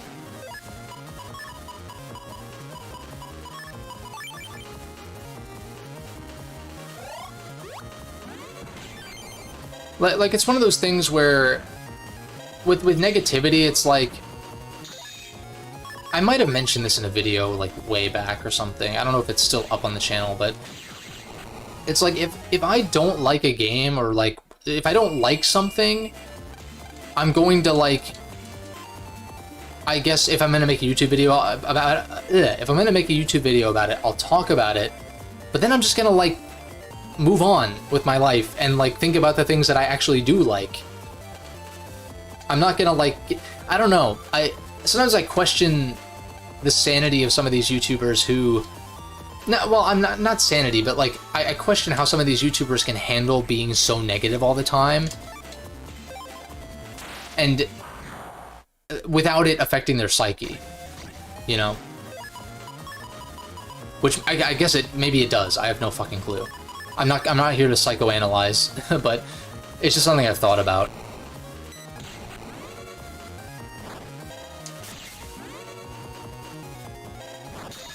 Oh, that's bullshit. That should have been one turn.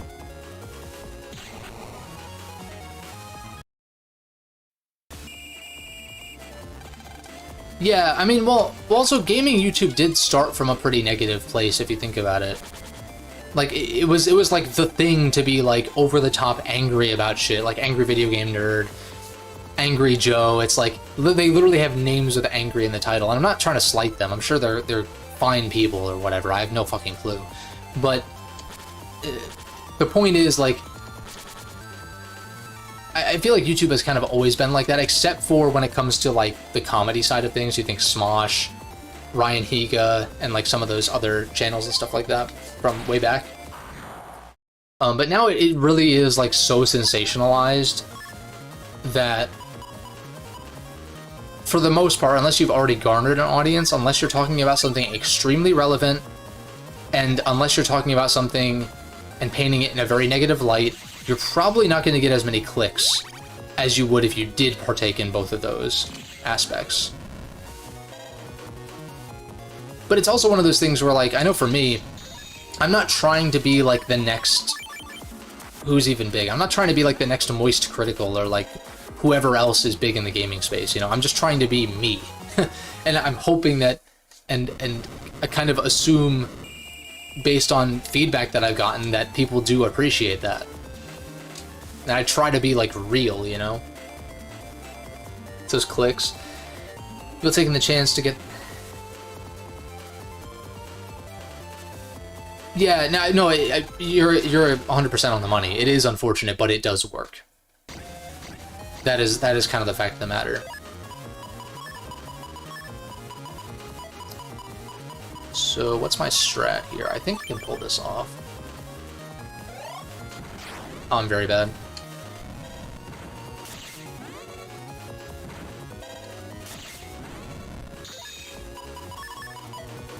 Oh, what am I doing? Shit. God damn it.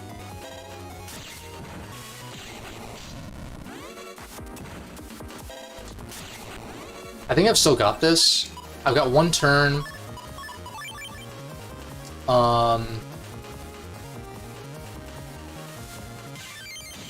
Okay, we got it still. Thank God. Not as clean as I would have liked, but we still got the job done. And we got order points, which is perfect for this next segment.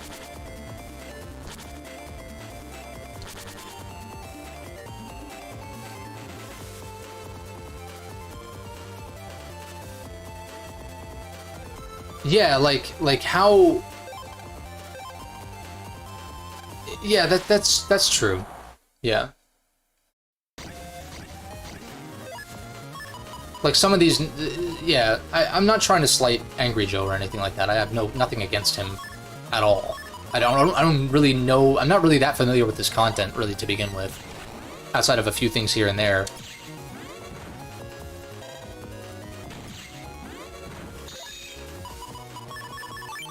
And I'm sure that he's not always negative, and that goes for like a lot of more negative slanted gaming channels as well, where it's like, I'm sure not every video they make is negative, but it's like,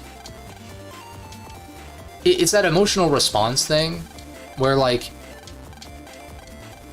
this, I heard this on a podcast somewhat recently, and it's like, they were talking about YouTube and the algorithm, and the best way to get someone to click on your video is to elicit an emotional response, and the easiest emotional response to elicit is anger.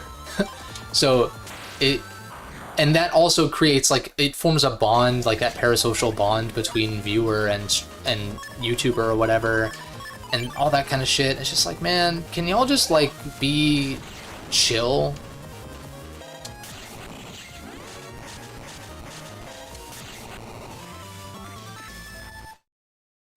So that was kind of a waste of a screen divide, but whatever. We'll take those.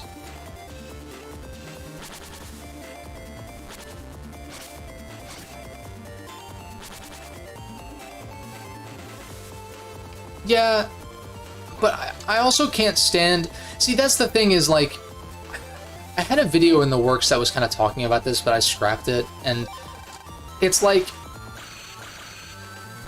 when it comes to the quality... That was actually really good. Wow. When it comes to the quality of releases lately... Oh, I really want a longsword into Darkhole, but I don't know if I'll be able to pull that off. I kind of want to do it, though. I'm gonna go for it. I trust in my virus-busting skills.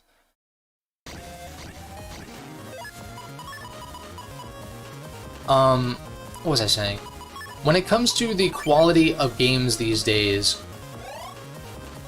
I get it, because you have games like Jedi Survivor, which are apparently really good, but they run like dog ass for no apparent reason, and that's frustrating. But when it comes to like the Golems and the Redfalls and like that kind of stuff, I never had an inkling of an interest in those games to begin with, and so it kind of feels like no skin off my back.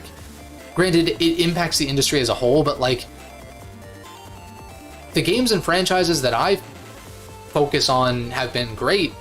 Like, I also just don't buy that many new releases either. I'm very, like, discerning when it comes to my purchases, at full price.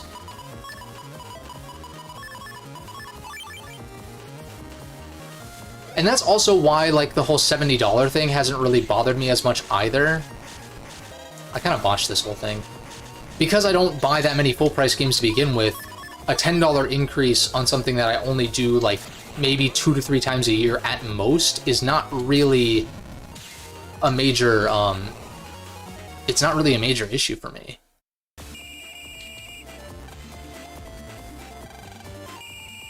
And it's one of those things where it's like, I wonder how all these people who are like focusing so much on the bad games that come out and saying, see, look, gaming is dying. Like, first of all, no, it fucking isn't. It's bigger than it ever has been, and you're crazy if you think otherwise.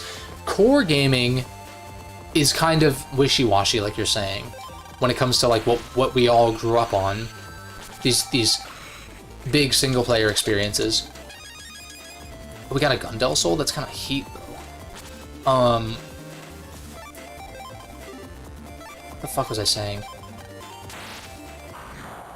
But, it has me wondering, like, the people who really bandwagon on these shitty releases and use that as, like, a very doomer mentality of, like, everything is shitty and, like, whatever. And I'm like, did you really have any serious interest in these games to begin with? Because I know for me, when I first saw Redfall, I was like, okay, I don't care. Like, I like vampires, they're cool. But as soon as I heard that it was like a co-op multiplayer shooter, that's like, those are 3 categories of games that I just don't really care for that much. And so it was an easy, like, I don't care about this game, whether it's good or bad. And then it turned out to be pretty rough. But like, it doesn't affect me, like, at all. You know? And same thing with Gollum. Like, who heard or saw that a Gollum game was coming and actually gave a shit? Like, actually. I fucking didn't. Granted, I'm not like the biggest Lord of the Rings fan in general. Like, the movies are great, but beyond that, I don't really care. And so it's like, it's one of those things. I feel like the Japanese side of gaming has been, like, pretty fucking solid in recent years. And of course you get, like, your Babylon's Falls, which was Platinum, and they're Japanese, but, for the most part, man, like, Japan has been kind of killing it.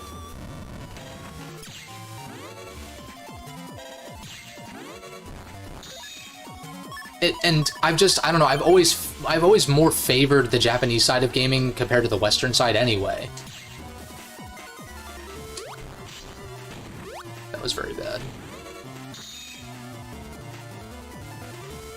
Got some decent damage on him though, at least. I should be able to wipe him out this next turn. Oh wait, oh right, I forgot about this. Alright, well. Now that I've got 2 Navis to fight him with.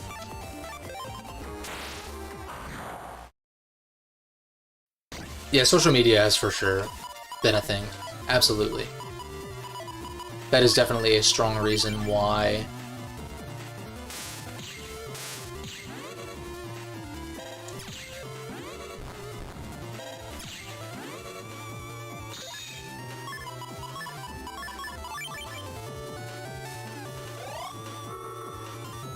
Let's get some health back.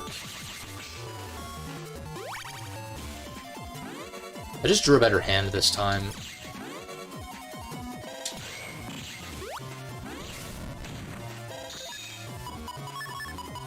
Also, it didn't occur to me that... It's like I didn't put those Thunders in my folder because I thought... Damn it, I was so close. I didn't put the Thunders in my folder because I thought they'd be good against Blizzard Man, but they are, so... That was kind of a convenient, funny thing.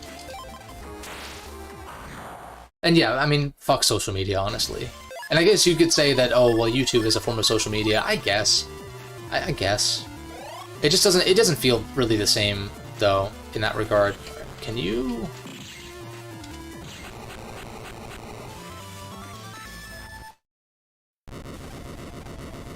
I don't know if that was in the turn limit or not. I want to say it probably was.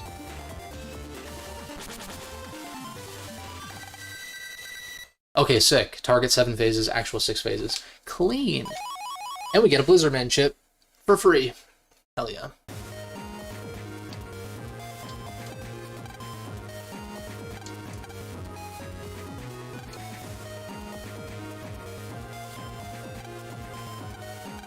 Our battle has only begun.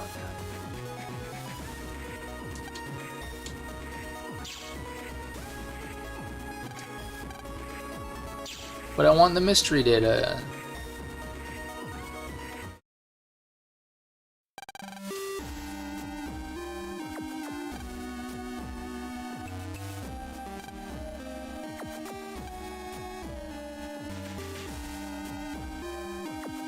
I don't like the way these grunts look.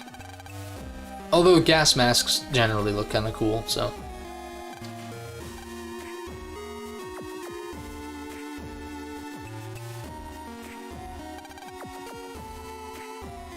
I'm starting to think maybe I'll do like one scenario per stream, but it depends, because I know some of them are sort of on the shorter side. Like, I don't think Nightman's is all that long. And I do want to play more of this, but because I'm planning on streaming tomorrow, I might make this one just a little bit on the shorter side. Plus, I'm pretty hungry, so I really want to make something to eat before I get, like, hangry. And talking about all this, like, social media bullshit is, like, kind of upsetting also. But I'm trying not to let it get to me. It's like, I don't know. Ignorance is bliss when it comes to social media. That's what I'll say. I tried to use Twitter for, like, a little while, and really the main reason why I didn't use it long term was because I just didn't go on there that much, but it just felt like a big waste of time in a lot of ways, and I don't know. And like I still have like a personal Facebook from when I was like in high school, but I don't go on there. It's just something I have to like somewhat stay connected to people I knew from like high school and college, but I don't know. I've been on the cusp of deleting my Facebook for like years now.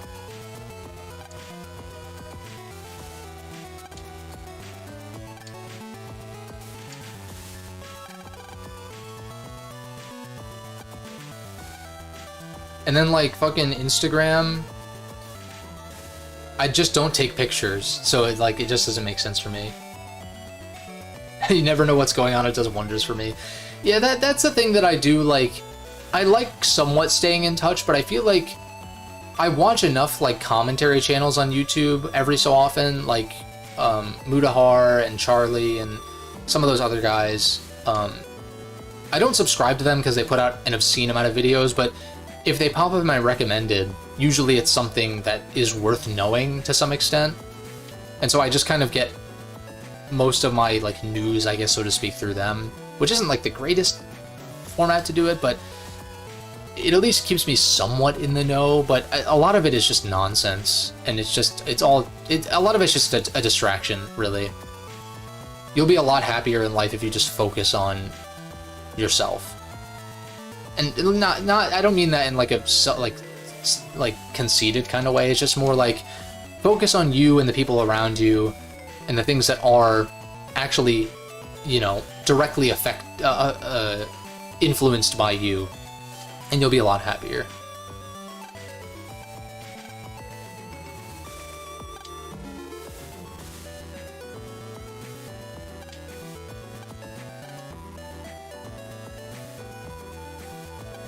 Not to get too preachy or anything like that. But I was in a pretty dark spot during COVID, just mentally, so I want to try to, like, share the love and, you know, try to be positive, even though I am, like, just kind of a just, like, very mellow person most of the time.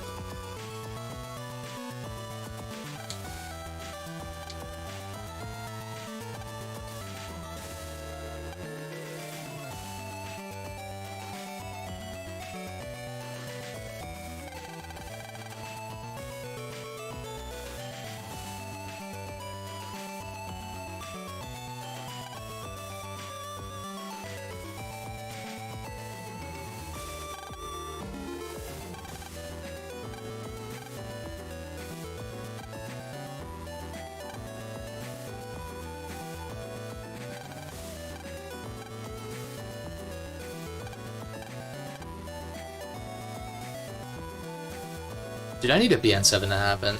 I really hope it does.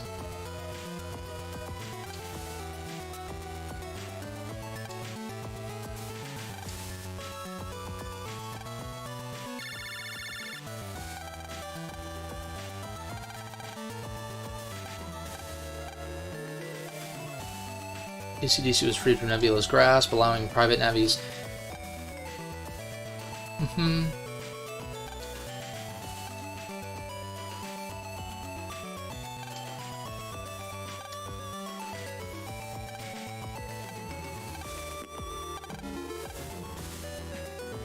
Alright, we'll knock this out. Dude, I love this version of AC/DC Town.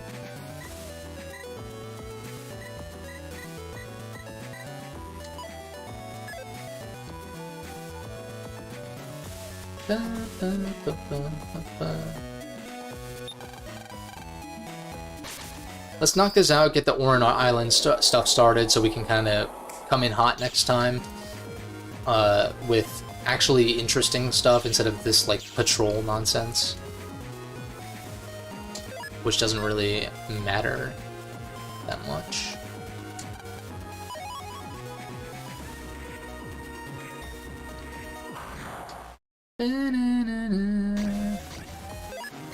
I will say, when it comes to BN4, since I got all the trophies / achievements for that, for those games, the music definitely grew on me, mostly positively. Although the Toy Robo, I just, oh man, fucking Toy Robo comp was so annoying. I had to do that 6 times.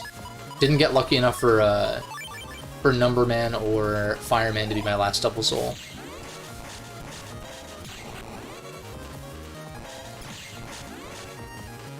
But I was still pretty lucky in that my last double soul was... So I guess for the record, my double soul order was what? In Red Sun it was Guts, Wind, Thunder, and then my second playthrough was Fire, and Search, and then third playthrough was Roll. And then for Blue Moon, it was Aqua, as it always is. Then... what's the other one? Metal. Aqua, Metal, Junk, first playthrough. And then...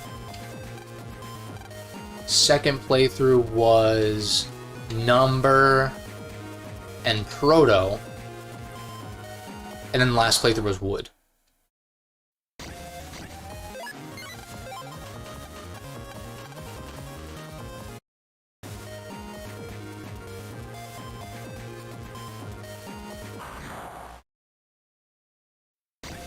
So I forget exactly what I'm supposed to do here. I think...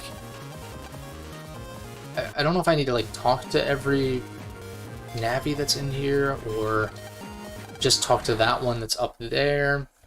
I'm also trying to remember where Blizzardman EX is located. Can't get that data. Well, I guess if I got a Quake, but... Isn't he... I don't know that I want to fight his EX right now, though. I'm gonna make a save, just in case.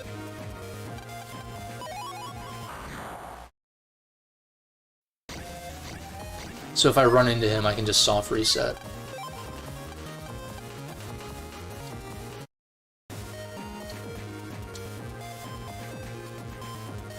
Which is Furnace Comp. There's a blue. Ooh. Nice little HP mem. Oh, we got Cannon... Mark Cannon 2s, huh?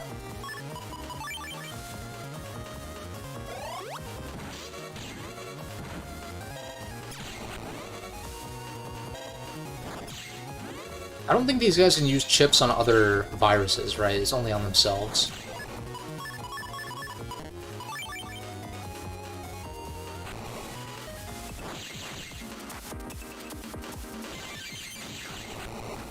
Clean. Fire hit. Now, is this a double blue? It is a double blue. I'm assuming there's no triples, probably. It's always just 2 max.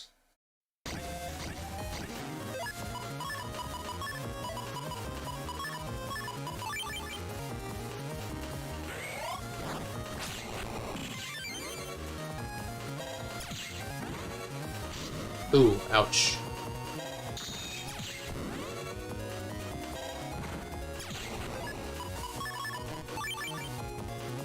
gets kills.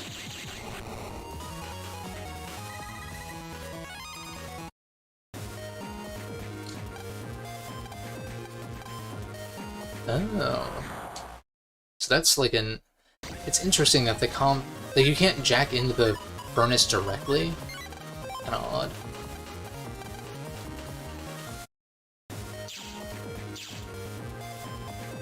But streams should be more on schedule now that my computer's back, for sure. I think we'll plan to do Nightman's scenario tomorrow. And then I'll go back to doing like the Monday, Wednesday, Friday, unless I really, really want to stream more on the weekend, which I maybe.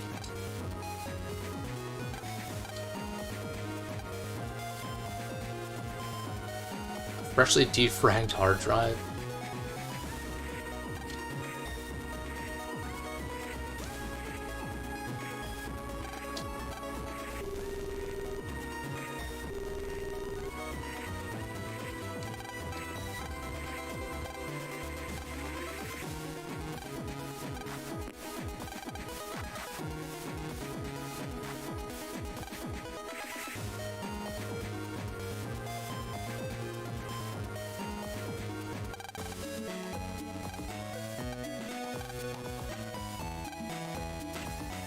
Let's get a move on, Mega Man.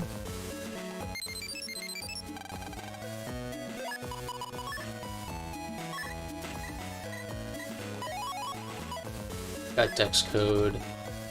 Let's meet in front of the station.